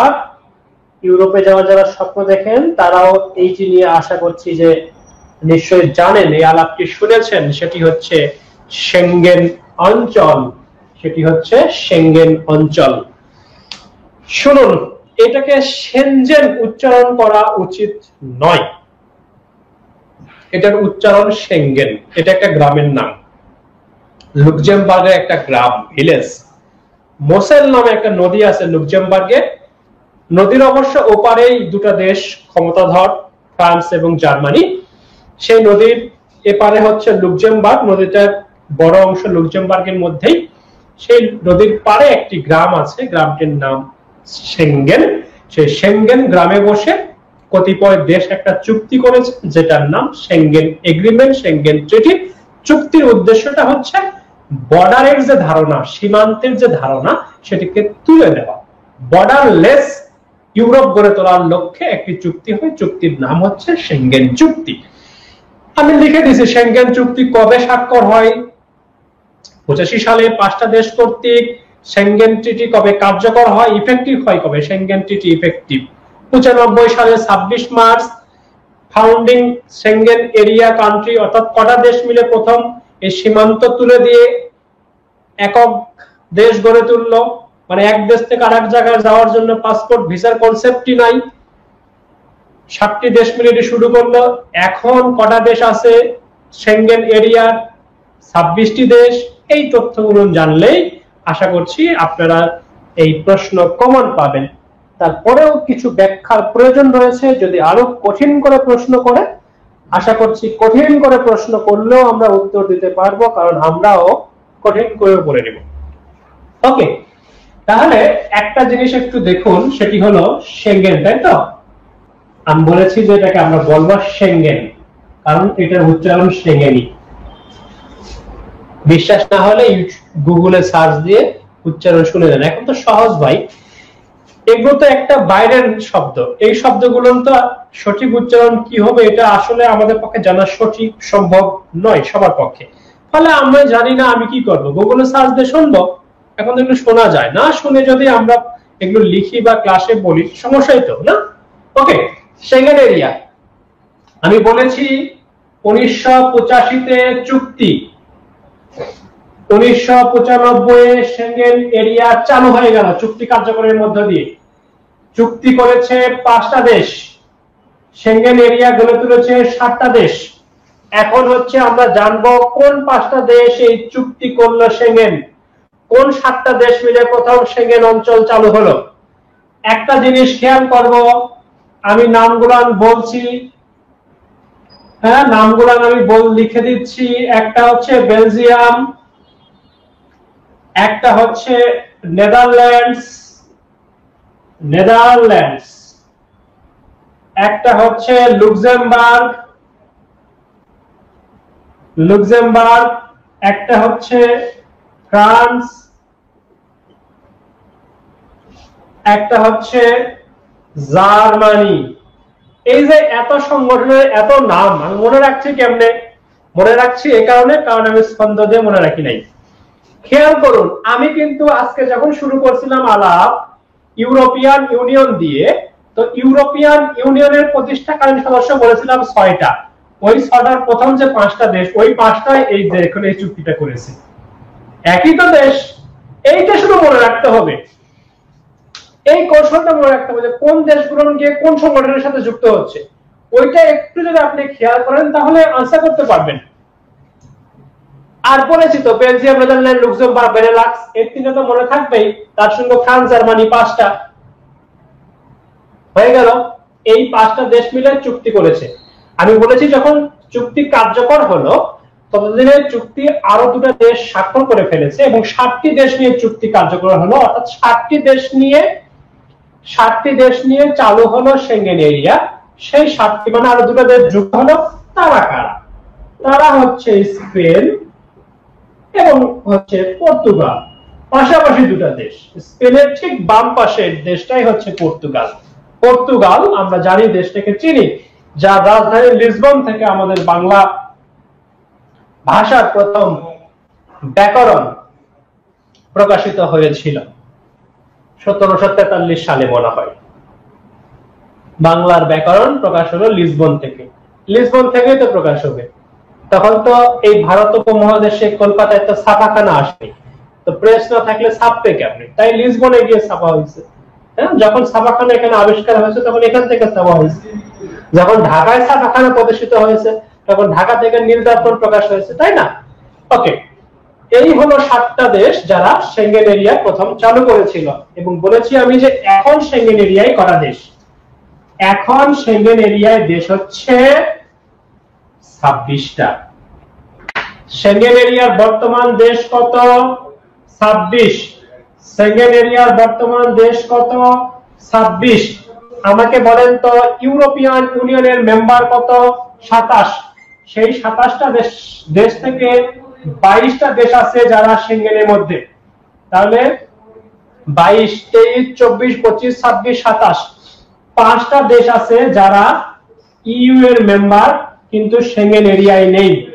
ইইউ এর মেম্বার কিন্তু সেঙ্গেন এরিয়ায় নেই। কটা দেশ? 5টা দেশ। ইইউ এর মেম্বার সেঙ্গেন এরিয়ায় নেই। কটা দেশ? 5টা দেশ। কোন 5টা? ক্রোয়েশিয়া, ওই যে ক্রোয়েশিয়া, তারপরে কি? বুলগেরিয়া, বুলগেরিয়া, তারপরে কি? Romania, Romania, Ireland, Ireland, Ireland নাই। আয়ারল্যান্ডের পরে হচ্ছে সাইপ্রাস নাই, সাইপ্রাস। একটা দেশকে খেয়াল করেছেন, এই যে 3টা ক্রোয়েশিয়া, বুলগেরিয়া, রোমানিয়া, এরা না ইউরোপিয়ান ইউনিয়নের মেম্বার হলেও ইউরো মুদ্রা চালু করে নাই। ফলে ওই একই 3টা দেশ আমি এখানে কপি করে বসিয়ে দিলাম, মাথায় ওভাবে সেট করে নিয়েছি যে এই 3টা, এরা এখানেও নেই এখানেও নেই। এভাবে একটু হিসাব করে করে পড়তে হয়। আমরা এই হিসাব বাদ দিয়ে কিছু উল্টা পাল্টা ছন্দাবেশে করি। এত ছন্দ মাথায় থাকে, পরীক্ষা হলে গিয়ে সন্ধে সন্ধে প্যাচ লাগবে, হ্যাঁ, তখন গিয়ে রং উত্তর লাগাই দিয়ে কনফিডেন্সের সাথে চলে আসবেন, পয়েন্ট -5 বোনাস। এই কাজটা করবেন না। ব্রেনটা খাটিয়ে এই জিনিসগুলো বের করে মনে রাখার চেষ্টা করবেন। আর ছন্দ যদি দিতেই হয়, আপনি ছন্দ আবিষ্কার করবেন। আপনার ছন্দ আপনার মনে থাকবে, আমার আবিষ্কার করা ছন্দ আপনার জন্য খুব বেশি কাজে লাগবে না, এটা মাথায় রাখবেন। আমরা ইউরোপিয়ান ইউনিয়ন নিয়ে অনেক বেশি আলোচনা করে ফেলেছি, কারণ এই সংগঠনটা নিয়ে এই আগের বিসিএস গুলোতে প্রশ্ন দেয়নি। যেহেতু ব্রেক্সিট হলো, ব্রেক্সিট হওয়ার ফলে এই সংগঠনটা বেশি গুরুত্বপূর্ণ হয়ে উঠছে, সে কারণে আমি একটু সময় বেশি নিয়ে ফেলেছি। স্লাইড দেখছেন না? একটাও দেখছেন না স্লাইড? কেন? আমি দেখতেছি। আপনি দেখতেছেন? দেখেন তো সার্ক দেখা যায় কিনা। আচ্ছা, এখন আমরা সার্ক নিয়ে একটু পড়াশোনা করি। সার্ক সেনজেন এরিয়া পার করে গেছি, একটু পরে যাবে আসবে। সার্ক নিয়ে আলোচনা একটু করে নেই। সার্ক সার্ক প্রতিষ্ঠা 1985, সচিবালয় এগুলো আমরা জানি, ফাউন্ডিং মেম্বার 7টা এটাও আমরা জানি, এবং পরবর্তীকালে একটা মেম্বার আফগানিস্তান যুক্ত হয়েছে, আমরা সেই তথ্যটাও জানি। আফগানিস্তান যুক্ত হয়েছে, আমরা এই তথ্যটা জানি। এবং এখন সার্কের মেম্বার হচ্ছে 8টা। আমি স্লাইডে সুন্দর করে দেখিয়েছি। প্রথমে বিশ্ব মানচিত্রে এই এশিয়াটা এরিয়াটা কোথায় সেটা আমরা দেখছি, এবং মানচিত্রে আমরা দেখতে পাচ্ছি যে ওকে, আমাদের আজকে কিছু প্রবলেম হচ্ছে নেটওয়ার্কে, যার কারণে অনেক সময় স্লাইড যখন আমি দিচ্ছি স্লাইডে যাচ্ছে না, বিধায় আপনি দেখতেও পাচ্ছেন না। এই কারণে একটু সমস্যা হচ্ছে। হ্যাঁ, আমরা আসলে দুঃখিত যে আজকে নেটওয়ার্কের প্রবলেম হচ্ছে। আসলে নেটওয়ার্কের প্রবলেম হলে আমাদের কিছু করার থাকে না। আপনারা নিশ্চয়ই টেলিভিশন চ্যানেলগুলোতে দেখবেন যে টক শোতে 5 জনকে জয়েন করিয়েছে 5 জায়গা থেকে, একজন একটু কথা বলতে বলতে স্টপ, তো টেলিভিশন চ্যানেলগুলো কত ভালো নেটওয়ার্ক ব্যবহার করে, কত টেকনোলজি, কত কি, তারপরেও কিন্তু এই প্রবলেম পোহাতে হচ্ছে। আমরা কিন্তু এখন টেলিভিশনও ঠিকঠাক মতো দেখতে পাচ্ছি, বিশেষ করে টক শো গুলো। তো সুতরাং আমাদেরকে একটু একটু স্বীকার করে নিতে হবে, আমরা এখন সার্ক প্রতি বছর পরীক্ষায় দেয় প্রশ্ন, সার্ক নিয়ে প্রশ্ন প্রতি বছর পরীক্ষায় দেয়, সার্ক প্রতি বছর পরীক্ষায় আসে। সুতরাং সার্কটা গুরুত্ব দিয়ে পড়তে হবে। সহজ সংগঠন, এটার সব সদস্যগুলোকে আমরা চিনতে পারি, মানচিত্রে যদি আমরা একটু দেখে নিব আসলে আঞ্চলিক সংগঠন পড়ার নিয়মটা কি। সার্ক দক্ষিণ এশিয়ার সংগঠন, তাহলে দক্ষিণ এশিয়া জায়গাটা কোনটা মানচিত্রে, ওটা আমাদেরকে একটু চিনে নিতে হবে। দক্ষিণ এশিয়ার মানচিত্রটা দেখে ওই দেশগুলোকে একটু আইডেন্টিফাই করতে হবে। না, মানচিত্র দেখতে হয়, বারবার মানচিত্র দেখে দেখে মানচিত্রের প্রতি একটা দখল আনতে হয়, দেশগুলো কে কোথায় আছে এইটা না বুঝে গেলে ইন্টারেস্টিং হয়। ইন্টারন্যাশনাল অ্যাফেয়ার্স সম্পর্কগুলো পড়তেও সহজ হয়। আমরা মানচিত্র দেখছি কোথায় ইন্ডিয়া বিশাল বড় দেশ, হ্যাঁ, ইন্ডিয়ার পূর্ব দিকে আমরা যে বাংলাদেশ আছি, তারপরে নেপাল ভুটানকে দেখতে পাচ্ছি, বাংলাদেশের মাথার উপরে আফগানিস্তান, তার নিচে পাকিস্তানকে আমরা দেখতে পাচ্ছি, এবং শ্রীলঙ্কা, ইন্ডিয়ার নিচে শ্রীলঙ্কা, এবং মালদ্বীপ হচ্ছে ছোট ছোট দ্বীপ রাষ্ট্র, সেগুলো আমরা নিশ্চয় দেখতে পাচ্ছি। তো এই হচ্ছে বিষয়, এই সদস্যগুলো আমরা দেখতে পাচ্ছি। আমরা যেখান থেকে বেশি প্রশ্ন হয় সার্ক নিয়ে সেটা একটু আলাপ করে নিই। সেটি হচ্ছে সার্কের আঞ্চলিক কেন্দ্র। প্রায় পরীক্ষায় এখান থেকে প্রশ্ন দেয়, এবং সার্কের আঞ্চলিক কেন্দ্রগুলো কয়টি, এগুলো কত সালে প্রতিষ্ঠিত হয়েছে আমি সবগুলো লিখে দিয়েছি। এগুলো কোথায় অবস্থিত, প্রশ্ন করে কি সার্ক সংস্কৃতি কেন্দ্র কোথায়, সার্ক সংস্কৃতি কেন্দ্র কোথায়, কলম্বোতে, এটা আমি লিখে দিয়েছি। এগুলো আপনারা পেয়ে যাবেন। ফলে এখানে সময় ব্যয় করতে আমি চাচ্ছি না। যেখানে একটু সময় আমি দিতে চাই সেটি হচ্ছে, আচ্ছা, আমি আপনাদের সাথে কিছু বিষয় নিয়ে একটু আলাপ করে নিই। সেটি হচ্ছে কয়েকটা গুরুত্বপূর্ণ জিনিস আছে এই সার্কের সাথে সম্পৃক্ত, সার্কের সাথে সম্পৃক্ত কয়েকটা বিষয় আছে, সেই বিষয়ে আলোচনাটাতে একটু আমি যেতে চাই। সেটি হচ্ছে সাপটা এবং সাপটা, সাপটা ক দিয়ে একটা, হ দিয়ে একটা, এই দুটা জিনিস সম্পর্কে আমাদের একটু জানতে হবে। সাপটা, এইটা স্বাক্ষর 1991, কার্যকর 1995। সাপটা, এটা স্বাক্ষর 2004, কার্যকর 2006। এগুলো স্লাইড যাবে, হ্যাঁ, স্লাইডে আমি দেখাতে পারছি না, স্লাইডে আছে, একটু প্রবলেম হচ্ছে নেটওয়ার্কে, সে কারণে আমি দেখাতে পারছি না। আমরা স্বাক্ষর কার্যকরের সালটা জেনে নিলাম। আপনাদের প্রশ্নটা আমার কাছে যেটি আমি বুঝতে পারছি সেটি হচ্ছে যে সাপটা এবং সাপটা জিনিসগুলো কি। এগুলো চুক্তি, কি চুক্তি, সার্ক প্রিফারেন্সিয়াল ট্রেডিং অ্যারেঞ্জমেন্ট। সাপটা কি, SAARC free trade area, south Asian free trade area. সাপটা পার্থক্য কি এগুলোর মধ্যে, সেটা প্রশ্ন আপনাদের, যে সাপটা সাপটার মধ্যে পার্থক্য কি। সেই পার্থক্য বোঝার জন্য আমাদেরকে বুঝতে হবে হচ্ছে, সেই পার্থক্য বোঝার জন্য আমাদেরকে বুঝতে হবে পিটিএ এবং এফটিএ এই জিনিসটা কি। কনফিডেন্সের যে আন্তঃরাষ্ট্রীয় ক্ষমতা সম্পর্কে যে লেকচার, কনফিডেন্সের লেকচার, সেই লেকচার প্ল্যানে আন্তঃরাষ্ট্রীয় ক্ষমতা সম্পর্কে যে টপিক নেমগুলো দেয়া আছে সেখানে কিন্তু পিটিএ এফটিএ দেয়া আছে। এটা হচ্ছে প্রিফারেন্সিয়াল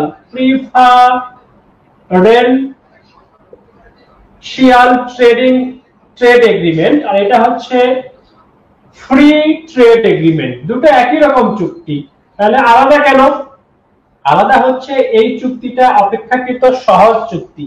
এখানে ট্যারিফ রিডিউস করার কথা বলা হয়, ট্যারিফ রিডিউস অর্থাৎ ট্যারিফ কমানোর কথা বলা হয়। আর এখানে কি বলা হয়, ট্যারিফ রিমুভালের কথা বলা হয়, ট্যারিফ দূরীকরণের কথা বলা হয়।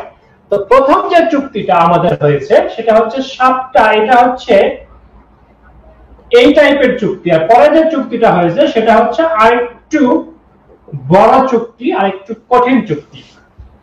এই চুক্তিগুলো কেন করা হয় সেটা একটু বলি। এই চুক্তিগুলো করা হয় হচ্ছে বাণিজ্যিক বাধা দূর করার জন্য। আমি একবার বলছি, এই চুক্তিগুলো করা হয় বাণিজ্যিক বাধা দূর করার জন্য। প্রশ্ন, বাণিজ্যিক বাধা কি? ইন্টারন্যাশনাল যে ট্রেড, এই ইন্টারন্যাশনাল ট্রেডের ক্ষেত্রে ইন্টারন্যাশনাল যে ট্রেড, এই ইন্টারন্যাশনাল ট্রেডের ক্ষেত্রে কিছু বাধা রয়েছে, ব্যারিয়ার রয়েছে। এই ব্যারিয়ার গুলো দূর করার জন্য এই সাতটা পিটিএ এফটিএ চুক্তিগুলো করতে হয়। ব্যারিয়ার গুলো কি? ব্যারিয়ার হচ্ছে ট্যারিফ ব্যারিয়ার, ব্যারিয়ার কি? প্যারা ট্যারিফ ব্যারিয়ার, নন ট্যারিফ ব্যারিয়ার আছে, তারপরে রুলস অফ অরিজিন আছে, রুলস অফ, এগুলো না এখন খুব প্রিলিতে বুঝবেন না, অবশ্য বুঝবেন না মানে আমার বোঝানোর সময় নেই। অবশ্যই বুঝবেন, কেন বুঝবেন না? আপনারা অবশ্যই বুঝবেন, আপনারা অত্যন্ত মেধাবী যারা দেখছেন, নিঃসন্দেহে আপনারা অত্যন্ত মেধাবী, আমি বিশ্বাস করি আপনারা চরম মেধাবী মানুষ সবাই, এবং আপনারা এগুলো সবই বুঝবেন, বোঝেনও। এগুলো হচ্ছে ট্রেড ব্যারিয়ার। ট্যারিফটা কি আমি সংক্ষেপে বলে দেই, রিটেলে একটু ডিটেইল আলোচনা করব। ইকোনমিক রিলেশন নামে একটি টপিক আছে সেখানে। ট্যারিফটা কি? আচ্ছা, এগুলো কেন বাণিজ্যিক বাধা সেটা আগে একটু বলে নেই। বাণিজ্যিক বাধা এগুলো কেন? কারণটা হচ্ছে এই, ধরুন বাংলাদেশে চিনি উৎপাদন হয়, কিন্তু ভারতের যে চিনি, সেই চিনি কম দামে বাংলাদেশে পাওয়া যায়। মানুষ কি করবে? ভারতের চিনি কিনবে। তখন কি হবে? বাংলাদেশের চিনিগুলো যেগুলো উৎপাদন হয়েছে বিক্রি হবে না। বাংলাদেশের চিনি বিক্রি না হলে কি হবে? বাংলাদেশের কলকারখানাগুলো বন্ধ হয়ে যাবে। সরকার তখন কি করে? বলে যে ইন্ডিয়ার প্রতি কেজি চিনির উপর 10 টাকা করে ট্যারিফ দিতে হবে। তাইলে কি হলো? ওই প্রতি কেজি চিনির দাম 10 টাকা বেড়ে যাবে।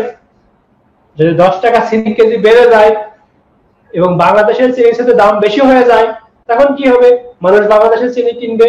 তার মানে কি? এই যে ইন্টারন্যাশনাল ট্রেড, ভারতের প্রোডাক্ট বাংলাদেশে আসতেছে, এখানে একটা বাধা সৃষ্টির জন্য বাংলাদেশ কি করতে পারে?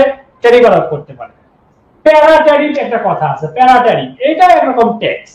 কিন্তু এই ট্যাক্সটা সরাসরি প্রোডাক্টের উপর ধার্য না করে বলা হয় কি জানেন? বলা হয় যে আমাদের যে পোর্ট দিয়ে আপনাদের প্রোডাক্ট আসবে, ধরুন আমার বাড়ি থেকে কাছাকাছি বন্দর হিলি বন্দর দিয়ে ইন্ডিয়ার যে প্রোডাক্ট আসবে, সেই প্রোডাক্টের জন্য হিলি বন্দরের উন্নয়ন ফি দিতে হবে, উন্নয়ন ফি, ডেভেলপমেন্ট ফি অফ পোর্ট। এটাও এক রকমের ট্যাক্স, সরকার রাজস্ব পাচ্ছে, কিন্তু এই ট্যাক্সটা ট্যারিফ নয়। কিন্তু ট্যাক্স, ট্যারিফও একটি ট্যাক্স, এটাও একটি ট্যাক্স, কিন্তু ট্যারিফ নয়, এটাকে প্যারা ট্যারিফ বলে। নন ট্যারিফ মানে হচ্ছে ট্যারিফ নয়, ট্যাক্স ছাড়া কিছু ব্যারিয়ার আছে। ট্যাক্স ছাড়া কিছু ব্যারিয়ার মধ্যে একটা ব্যারিয়ার হচ্ছে rules of origin. Rules of origin মানে হচ্ছে পণ্যের, কাঁচামালের উৎপত্তি বিধি। অর্থাৎ এই প্রোডাক্টটি, ধরুন ইন্ডিয়া থেকে পোশাক আসতেছে বাংলাদেশে, সেই পোশাক তৈরিতে রং লেগেছে, সেই পোশাক তৈরিতে কাপড় সুতা লেগেছে, সেখানে বোতাম, হ্যান্ডার, অমুক, এগুলো কি ভারত তৈরি করেছে নাকি অন্যান্য দেশ থেকে এসেছে? বাংলাদেশ বলে দিল যে ভারত যদি অন্য দেশ থেকে কাঁচামাল গ্রহণ করে, তাহলে ভারতের প্রোডাক্ট বাংলাদেশে ঢুকতে দিব না। তাহলে কি হচ্ছে? একটা ট্রেড ব্যারিয়ার সৃষ্টি হচ্ছে কিনা রুলস অফ অরিজিন দ্বারা? ব্যারিয়ার তো তৈরি হচ্ছে, ফলে রুলস অফ অরিজিনও একটা ব্যারিয়ার। তো এই ব্যারিয়ার গুলো রিমুভ করার জন্য এই ফ্রি ট্রেড এগ্রিমেন্ট, এই চুক্তিগুলো হয়। এরকমই চুক্তি হচ্ছে 7টা, এবং 7টা যে চুক্তিগুলো আপনারা দেখেছেন। ওকে, আমরা এবারে একটা সংগঠন আলোচনা করব, সেই সংগঠনটার নাম হচ্ছে জিসিসি। আমার কাছে আমি শীট দিয়ে দিব, বাকি যতগুলো সংগঠন মানে গুরুত্বপূর্ণ সবগুলো সংগঠনের শীট দিব, কোনো টেনশনে কিছু নাই। আমরা একটু জিসিসিটা আলোচনা করি। এটা হচ্ছে Gulf cooperation council. Gulf cooperation council, Gulf cooperation council উপসাগরীয়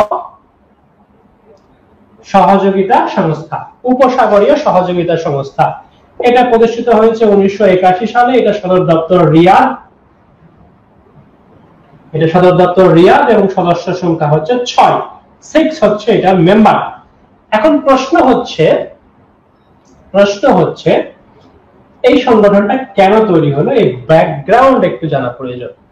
আমরা জানি যে 1979 সালে ইরানে একটা বিপ্লব হয়েছিল আয়াতুল্লাহ খমেনির নেতৃত্বে, যেটাকে আমরা কি বলি, ইরানের ইসলামিক রেভলিউশন বলি, ইসলামিক বিপ্লব বলি। যে বিপ্লবের মধ্য দিয়ে ইরান একটি ইসলামিক রিপাবলিকে পরিণত হয়। এই বিপ্লবের মধ্য দিয়ে ইরান যে ইসলামিক রিপাবলিক হলো সেটি কিন্তু শিয়া রিপাবলিক, এবং ইরানের যে শাহ পদবি ছিল সেটা তুলে দেওয়া হলো, একটি রিপাবলিক, প্রজাতন্ত্র হলো, যদিও সেটি ইসলামিক প্রজাতন্ত্র। সৌদি আরব সহ এই দেশগুলো ভাবতেছে, আরব উপদ্বীপে যে দেশগুলো আছে আরাবিয়ান পেনিনসুলাতে, সৌদি আরব ভাবতেছে যে এই বিপ্লবের ঢেউ যদি আমাদের এখানে এসে লাগে, আমাদের তো রাজতন্ত্র শেষ, সুতরাং ইরানকে ঠেকাতে হবে। ইরানের এই বিপ্লবের ঢেউ যেন কোনোভাবেই এই আমাদের যে আরব উপদ্বীপ, এই উপদ্বীপে এসে না লাগে, এজন্য আমাদেরকে একজোট হয়ে থাকতে হবে। সেই এক হয়ে থাকার জন্য সৌদি আরবের প্ল্যানিং এ আরব উপদ্বীপের দেশগুলোর একটি সংগঠন গড়ে তুলল। সংগঠনটার নাম হচ্ছে গালফ কোঅপারেশন কাউন্সিল, জিসিসি। আরব উপদ্বীপে দেশ আছে হচ্ছে 7টা, এটা মনে রাখবো। আমি ছবি দেখাতে পারছি না, একটু স্লাইডে সুন্দর করে বোঝানো ছিল। আরব উপদ্বীপে দেশ আছে হচ্ছে 7টা। সৌদি আরব এটা একটা তো আছে, আমরা সবাই জানি। ইউএই আছে, যে দেশে আমাদের জসিম ভাই ঘুরে আসলেন আমাদেরকে ছাড়া। তারপরে দেশ আছে কি, কুয়েত আছে, বাহরাইন আছে, মুক্তার দেশ নাকি বলে, বাহরাইন মুক্তার দেশ। কাতার আছে, কাতার। ওমান আছে, ওমান। 7 নাম্বার হচ্ছে ইয়েমেন আছে। ইয়েমেন ছাড়া বাকি সবগুলা দেশে রাজতন্ত্র আছে, ভিন্ন ভিন্ন ফরম্যাট ভিন্ন, কিন্তু রাজতন্ত্র আছে। ইয়েমেনে রাজতন্ত্র নেই। ইয়েমেন অর্থনৈতিকভাবে খুবই খারাপ একটা দেশ, ফলে এরা না ইয়েমেনকে সাথে নেয়নি। 6টা দেশ মিলে তৈরি করেছে জিসিসি, ইয়েমেনকে নেয়নি। ইয়েমেন সম্পর্কে তথ্য দিয়ে রাখি, সেটি হচ্ছে এই যে আরব উপদ্বীপ, এই দেশগুলোর মধ্যে সবচেয়ে গরিব দেশ ইয়েমেন। জাতিসংঘ বলছে বর্তমান বিশ্বের সবচেয়ে বড়, লার্জেস্ট হিউম্যানিটারিয়ান ক্রাইসিস, সবচেয়ে বড় মানবিক সংকট চলছে যে দেশে, সে দেশটির নাম হচ্ছে ইয়েমেন। সে দেশটির নাম কি, ইয়েমেন। এই ইয়েমেন এলডিসি মেম্বার, এই দেশগুলোর মধ্যে একমাত্র ইয়েমেন গরিব দেশ বলেছি, সুতরাং তারা এলডিসি মেম্বার। এই ইয়েমেনকে বাদ দিয়ে জিসিসি করা হয়েছে। তাহলে প্রশ্ন যদি পরীক্ষায় করে আরব উপদ্বীপের কোন দেশটি ওই অঞ্চলের আঞ্চলিক সংগঠন জিসিসি সদস্য নয়, উত্তর কি হবে? উত্তর হবে ইয়েমেন। এটা আমরা মনে রাখবো। এবারে আমরা যেটি আলোচনা করব সেইটা থেকে প্রশ্ন 36 দিয়েছিল, সেটি হচ্ছে আরব লীগের প্রতিষ্ঠার কাল। আরব লীগ, এএল, আরব লীগ, এটার প্রতিষ্ঠার কাল, এটি নিয়ে আমরা আলোচনা করব। স্যার কতক্ষণ ক্লাস চালাবো? কোনো সমস্যা নেই, সারা রাত তো আসতে চাই আজকে, যত সংখ্যা আমরা সব পড়াবো। কে কে থাকবেন কমেন্ট করে জানান, আর শেয়ার দেন বেশি বেশি করে। ওকে, আরব লীগ নিয়ে একটু আলাপ করে, সেটি হচ্ছে যে আরব লীগ থেকে 36 একটা প্রশ্ন হয়েছিল আরব লীগের প্রতিষ্ঠা। আরব লীগের প্রতিষ্ঠার আগে আমাদেরকে কিছু জিনিস একটু জানতে হবে। সেটি হচ্ছে, আপনারা নাইম স্যার সেদিন সুন্দর করে আপনাদেরকে এই ল্যাটিটিউড লঙ্গিটিউড বোঝাচ্ছিলেন। হ্যাঁ, উনি বলছিলেন এই যে পৃথিবীকে মাঝখান দিয়ে ভাগ করেছে একটা রেখা 0 ডিগ্রি, মানে প্রধান অক্ষরেখা যেটি, সেটিকে তিনি কি বলছিলেন? ইকুয়েটর। এইবার আবার যেটা ভাগ করছে প্রাইম মেরিডিয়ান লাইন, যেটাকে আমরা বলি হচ্ছে মূল মধ্যরেখা, মানে এটা এক রকমের দ্রাঘিমা রেখা, আর এটা হচ্ছে অক্ষরেখা। এটা 0 ডিগ্রি, 1 2 করে এখানে যাবেন, এটা হচ্ছে 39 ডিগ্রি অক্ষরেখা। এই 1 2 করে এখানে যাবেন, এটা হচ্ছে 32 ডিগ্রি অক্ষরেখা। সরি দ্রাঘিমা রেখা, যেখানে 32 ডিগ্রি দ্রাঘিমা রেখা এবং 39 ডিগ্রি অক্ষরেখা ছেদ করেছে, এই জায়গাটার নাম হচ্ছে আনাতুলিয়া। আনাতুলিয়া শব্দটা নিশ্চয় শুনেছেন। এটা আরেকটা নাম হচ্ছে এশিয়া মাইনর। মাইনর মানে ক্ষুদ্র, ক্ষুদ্র এশিয়া। এই জায়গাটা এখন কোন দেশ? আয়া সোফিয়া, তুরস্ক। বর্তমান তুরস্ক হচ্ছে এই জায়গায়। এইখানে একটা সাম্রাজ্য প্রতিষ্ঠিত হয়েছিল, ইসলামী সাম্রাজ্য, ইসলামিক খেলাফত বলতে চান অনেকেই, যেটার নাম হচ্ছে অটোমান সাম্রাজ্য। মধ্যপ্রাচ্যের যে দেশগুলো, এই সৌদি আরব, এই দেশগুলো এই অটোমান সাম্রাজ্যটা দখল করে রেখেছিল, যেটা সৌদি আরব সহ যারা আরবি ভাষায় যে দেশগুলোর কথা বলে এই দেশগুলো পছন্দ করতো না। ফলে আরবি ভাষাভাষী যে দেশগুলো আছে মধ্যপ্রাচ্যে, সেই দেশগুলোর সঙ্গে সেই অটোমান সাম্রাজ্যের ক্ল্যাশ লাগে, ক্ল্যাশ, কনফ্লিক্ট। ব্রিটেন দেখলো অটোমান সাম্রাজ্যকে পতন ঘটাতে হলে এই আরব ভাষাভাষী দেশগুলোর সমর্থন নিতে হবে। অর্থাৎ তারা ওই যে ডিভাইড এন্ড রুল, মুসলিমদের মধ্যে দুটা গ্রুপকে দাঁড় করাইলো। একটা তো অটোমান সাম্রাজ্য আছে, আরেকটা হচ্ছে আরব দেশগুলো, এবং আরব দেশগুলোকে বিভিন্ন ভাবে পুশিং দেয়া হলো যাতে করে তারা অটোমান সাম্রাজ্যের বিরুদ্ধে লড়াই করে। উদ্দেশ্য অটোমান সাম্রাজ্যকে খতম, ব্রিটেন এটি করবে। সৌদি আরব সহ এই যে আরব দেশগুলো, এই আরব দেশগুলোকে যেটি বলা হলো সেটি হচ্ছে যে এই যে লড়াই, এই লড়াইটা যদি তারা করে, তাহলে অটোমান সাম্রাজ্যের বিরুদ্ধে যদি লড়াই করে, তাহলে এই সৌদি আরব সহ এই আরব দেশগুলোকে স্বাধীন করে দেওয়া হবে। এইটা হচ্ছে ব্রিটেনের ওয়াদা, ব্রিটিশদের ওয়াদা। আরব দেশগুলো ব্রিটেনের কথাই উঠে পড়ে রাখলো, প্রথম বিশ্বযুদ্ধে অটোমান সাম্রাজ্যের বিরুদ্ধে লড়াই শুরু করে দিল। কিন্তু 1916 সালে একটি ঘটনা ঘটলো। ব্রিটেন আর ফ্রান্স একটা গোপন চুক্তি করলো। চুক্তিটা যারা করেছেন, ফ্রান্সের প্রতিনিধি এবং ব্রিটেনের প্রতিনিধি, যে চুক্তিটার নাম আমরা বলি সাইক পিকো চুক্তি। সাইক পিকো চুক্তি। এই সাইক পিকো চুক্তির উদ্দেশ্যটা কি? উদ্দেশ্য হচ্ছে মধ্যপ্রাচ্যের দেশগুলোকে কিভাবে ব্রিটেন ফ্রান্স এরা ভাগ করে শাসন করবে সেটি। তার মানে সৌদি আরব সহ এই যে আরব দেশগুলোর স্বাধীনতার স্বপ্ন, সেটি ধূলিসাৎ হয়ে গেল একটি চুক্তির মধ্য দিয়ে। সেই চুক্তিটা হচ্ছে সাইক পিকো চুক্তি। অথচ এই ব্রিটেন ওয়াদা করেছিল এই দেশগুলোর কাছে যে তোমরা অটোমান সাম্রাজ্যের বিরুদ্ধে ফাইট চালাও, আমরা তোমাদেরকে স্বাধীন করে দেব পরাজিত হলে। প্রথম বিশ্বযুদ্ধে ঠিকই পরাজিত হলো। দ্বিতীয় বিশ্বযুদ্ধ আসলো। দ্বিতীয় বিশ্বযুদ্ধের সময় আবারও ব্রিটেন এই আরব দেশগুলোকে বলল, তোমরা যদি অক্ষ শক্তির বিরুদ্ধে লড়াই করো, তাহলে তোমাদেরকে স্বাধীনতা দেওয়া হবে, তোমাদেরকে এক করে দেওয়া হবে, তোমাদের জন্য ইউরোপ সহযোগিতা করবে, সংগঠন তৈরি করে দিবে, হ্যান করবে, ত্যান করবে। 1941 সালে ব্রিটেনের যিনি পররাষ্ট্র সচিব ছিলেন, তিনি এই ঘোষণা দিলেন। তার নাম হচ্ছে অ্যান্টনি ইডেন। ইডেন কলেজ না, কিন্তু অ্যান্টনি ইডেন, ব্রিটিশ পররাষ্ট্র সচিব, তিনি এই ঘোষণা দিলেন। এই ঘোষণায় ব্যাপকভাবে উজ্জীবিত হলো আরব দেশগুলো। তারা অংশগ্রহণ করেছে মিত্র শক্তির পক্ষে। এবার আর বিদ্রোহ করেনি। এই ব্রিটিশদের সহযোগিতা নিয়ে 7টি দেশ, ব্রিটিশদের সহযোগিতা নিয়ে 7টি দেশ 1944 সালে একটি প্রোটোকল স্বাক্ষর করে। এই প্রোটোকলটার নাম হচ্ছে আলেকজান্দ্রিয়া প্রোটোকল।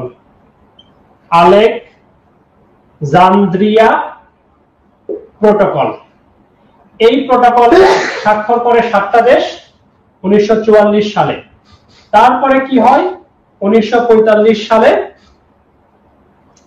22 মার্চ ওই 7টা দেশ মিলে আরেকটা চুক্তি স্বাক্ষর করে। সেই চুক্তিটা হচ্ছে treaty of league of Arab state, অর্থাৎ AN। এই চুক্তিটার মধ্য দিয়ে তারা আরব লীগ প্রতিষ্ঠা করে।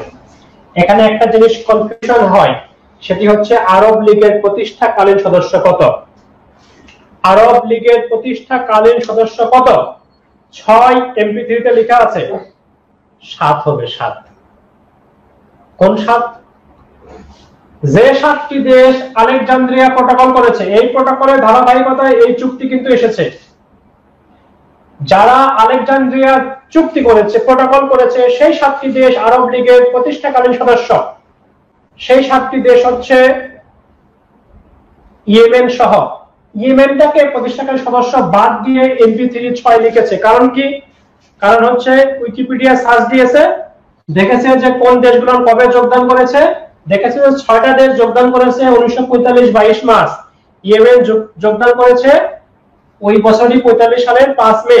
সুতরাং ইয়েমেন প্রতিষ্ঠাকালীন সদস্য নয়, প্রতিষ্ঠাকালীন সদস্য 6 না।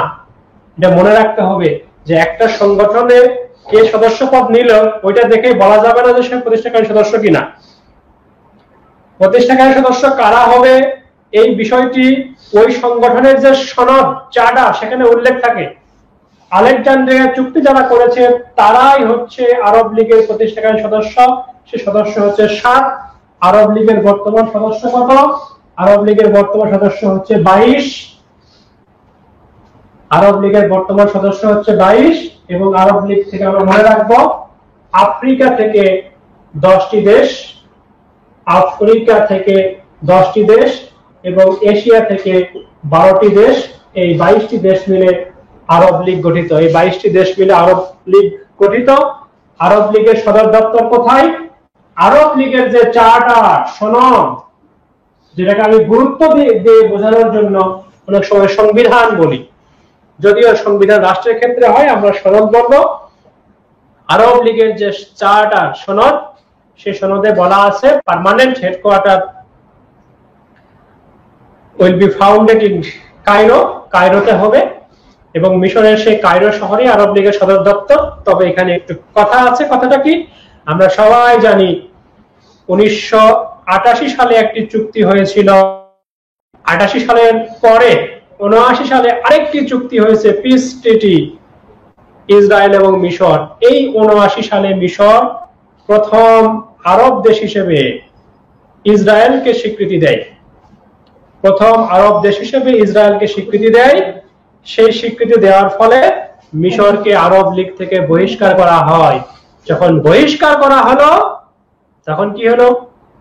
যখন বহিষ্কার করা হলো তখন আরব লীগের সদর দপ্তর মিশরের কায়রো থেকে সরিয়ে নিয়ে যাওয়া হলো তিউনিসিয়ার রাজধানী তিউনিসে। তিউনিসিয়ার রাজধানী তিউনিসে। এই তিউনিস থেকে 10 বছর পরে 1979 সালে সরানো হলো। 89 সালে মিশর সদস্যপদ ফিরে পেল। 90 সালে আবার কায়রোতে সদর দপ্তর স্থাপন করা হলো। মনে রাখবো আরব লীগের যে 22টা মেম্বার তার মধ্যে একটি মেম্বার সিরিয়া, কিন্তু সিরিয়ার পার্টিসিপেশনটা সাসপেন্ড রয়েছে। 2011 সালে দুটো দেশের পার্টিসিপেশন সাসপেন্ড করা হয়েছিল, একটা লিবিয়া, একটা সিরিয়া।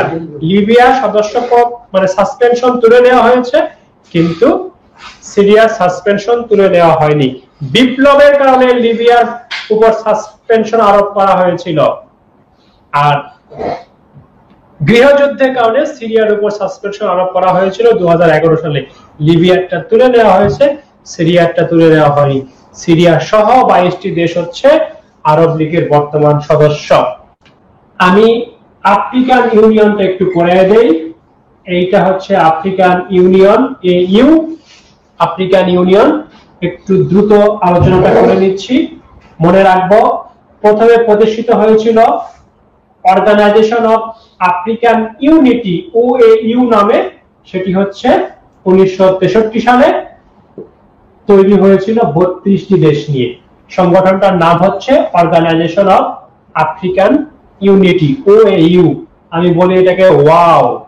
এই ওয়াও টিকে ছিল 1999 সাল পর্যন্ত।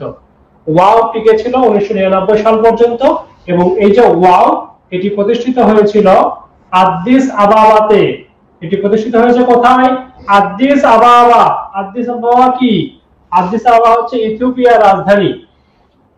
এটা টিকে ছিল 99 পর্যন্ত, কারণ 99 এ এসে সিদ্ধান্ত হলো যে ওয়াও কে চেঞ্জ করে অন্য একটা সংগঠন প্রতিষ্ঠা করা হবে, এবং সেই সংগঠনটা হচ্ছে আফ্রিকান ইউনিয়ন। এটি 2002 সালে প্রতিষ্ঠিত হয় ডারবানে। ডারবান কোথায়? সাউথ আফ্রিকাতে 2002 সালে প্রতিষ্ঠিত হয়। আগের নাম ছিল ওএইউ, ওয়াও। এখন কি নাম? এইউ, আও। আগের নাম ছিল ওয়াও, এখন নাম হচ্ছে আও। এই সংগঠনটা 2002 এ যখন প্রতিষ্ঠিত হলো এইউ নামে, তখন ছিল হচ্ছে 53টা দেশ, তবে বর্তমান সদস্য হচ্ছে 55 দেশ, কারণ আরো দুটা দেশ যুক্ত হয়েছে, একটা হচ্ছে সাউথ সুদান আর একটা হচ্ছে মরক্কো। সাউথ সুদান এবং মরক্কো যুক্ত হয়েছে, ফলে বর্তমান দেশ হচ্ছে 55টা। এখন আপনারা আমাকে প্রশ্ন করবেন যে স্যার, আফ্রিকার স্বাধীন দেশ, সার্বভৌম দেশ 54টা, তাহলে 55টা দেশ আওয়ের মেম্বার হলো কেমনে? পশ্চিম সাহারা, ওয়েস্টার্ন সাহারা নামে একটি দেশ আছে। এই দেশটা স্বাধীন সার্বভৌম নয়। মরক্কো বলে এটা আমাদের অংশ, এরা বলে আমরা স্বাধীন, তাদের সরকার আছে, সরকার তাদের দেশে থাকতে পারে না। সরকার গিয়ে থাকে হচ্ছে পশ্চিম সাহারায়, আলজেরিয়াতে। আমরা জাতিসংঘের ক্লাসে জেনেছি, যদি একটি দেশের সরকার সে দেশে থাকতে না পেরে অন্য দেশে আশ্রয় নেয়, সেটাকে আমরা বলি গভর্নমেন্ট ইন এক্সাইল, প্রবাসী সরকার। ওয়েস্টার্ন সাহারার সরকার, প্রবাসী সরকার অবস্থান করে কোথায়? আলজেরিয়াতে। যাই হোক, এটা আলোচনার বিষয় নয়। এই ওয়েস্টার্ন সাহারা যারা স্বাধীন সার্বভৌম দেশ নয়, কিন্তু আফ্রিকান ইউনিয়নের সদস্য, এই কারণেই 54+1 55, এই ওয়ানটা হচ্ছে ওয়েস্টার্ন সাহারা। এবং একটা তথ্য আমরা মনে রাখবো যে এইইউ এর লাস্ট মেম্বার কে? দেখুন, প্রতিষ্ঠাকালীন সদস্য ছিল মরক্কো, এই পশ্চিম সাহারাকে যখন 1982 সালে সদস্য পদ দেওয়া হয়, তখন মরক্কো এটা বাধা দেয়। মরক্কো বলে না, তার সদস্য পদ পেতে পারে না, তারা আমাদের অংশকে তোমরা একটা আলাদা মেম্বারশিপ কেন দিবা? কিন্তু দেয়া হয়। ফলে 1984 সালে মরক্কো পদত্যাগ করে, 2017 সালে আবার তারা ফিরে আসে Morocco. On the other hand, south Sudan, এরা সর্বশেষ সদস্য গ্রহণের, যদি আমরা সিরিয়াল দেখি, সর্বশেষ সদস্য পদ গ্রহণ করেছে সাউথ সুদান 2011 সালে। তাইলে এখন আপনি কোনটারে বলবেন যে সর্বশেষ সদস্য? প্রতিষ্ঠাকালে মরক্কো ছিল, মাঝখানে পদত্যাগ করে বেরিয়ে গিয়েছিল, আবার ফিরে আসছে 17 সালে। আর যদি আমরা সিরিয়ালে দেখি, মরক্কোকে যদি আমরা প্রতিষ্ঠাকালেই ধরে ফেলি, তাহলে সাউথ সুদান হচ্ছে সর্বশেষ 2011 সালে সদস্যপদ গ্রহণ করেছে। তো এই হচ্ছে আফ্রিকান ইউনিয়ন নিয়ে কথা। অনেকগুলো সংগঠন করানোর ইচ্ছা ছিল, কিছু নেটওয়ার্কে প্রবলেম হচ্ছে, প্রবলেমের কারণে আমরা অনেকগুলো স্লাইড দেখাতে পারি না। আমি আজকে আলোচনাটা এখানে শেষ করতে চাচ্ছি, রাত হয়ে যাচ্ছে। আপনারা আগামী কালকে দুপুরের দিকে পেয়ে যাবেন আজকে ক্লাস লেকচার, সেখানে প্রত্যেকটা সংগঠন সুন্দর করে লেখা আছে। আপনারা সেই স্লাইডগুলো পেয়ে গেলেই ক্লাসগুলো বুঝতে পারবেন, এই তথ্যগুলো পড়ে রাখবেন। আশা করছি এখান থেকে অবশ্যই প্রশ্ন কমন হবে এই সংগঠনগুলো থেকে। আপনারা ভালো থাকবেন, ঈদুল আজহার শুভেচ্ছা রইল।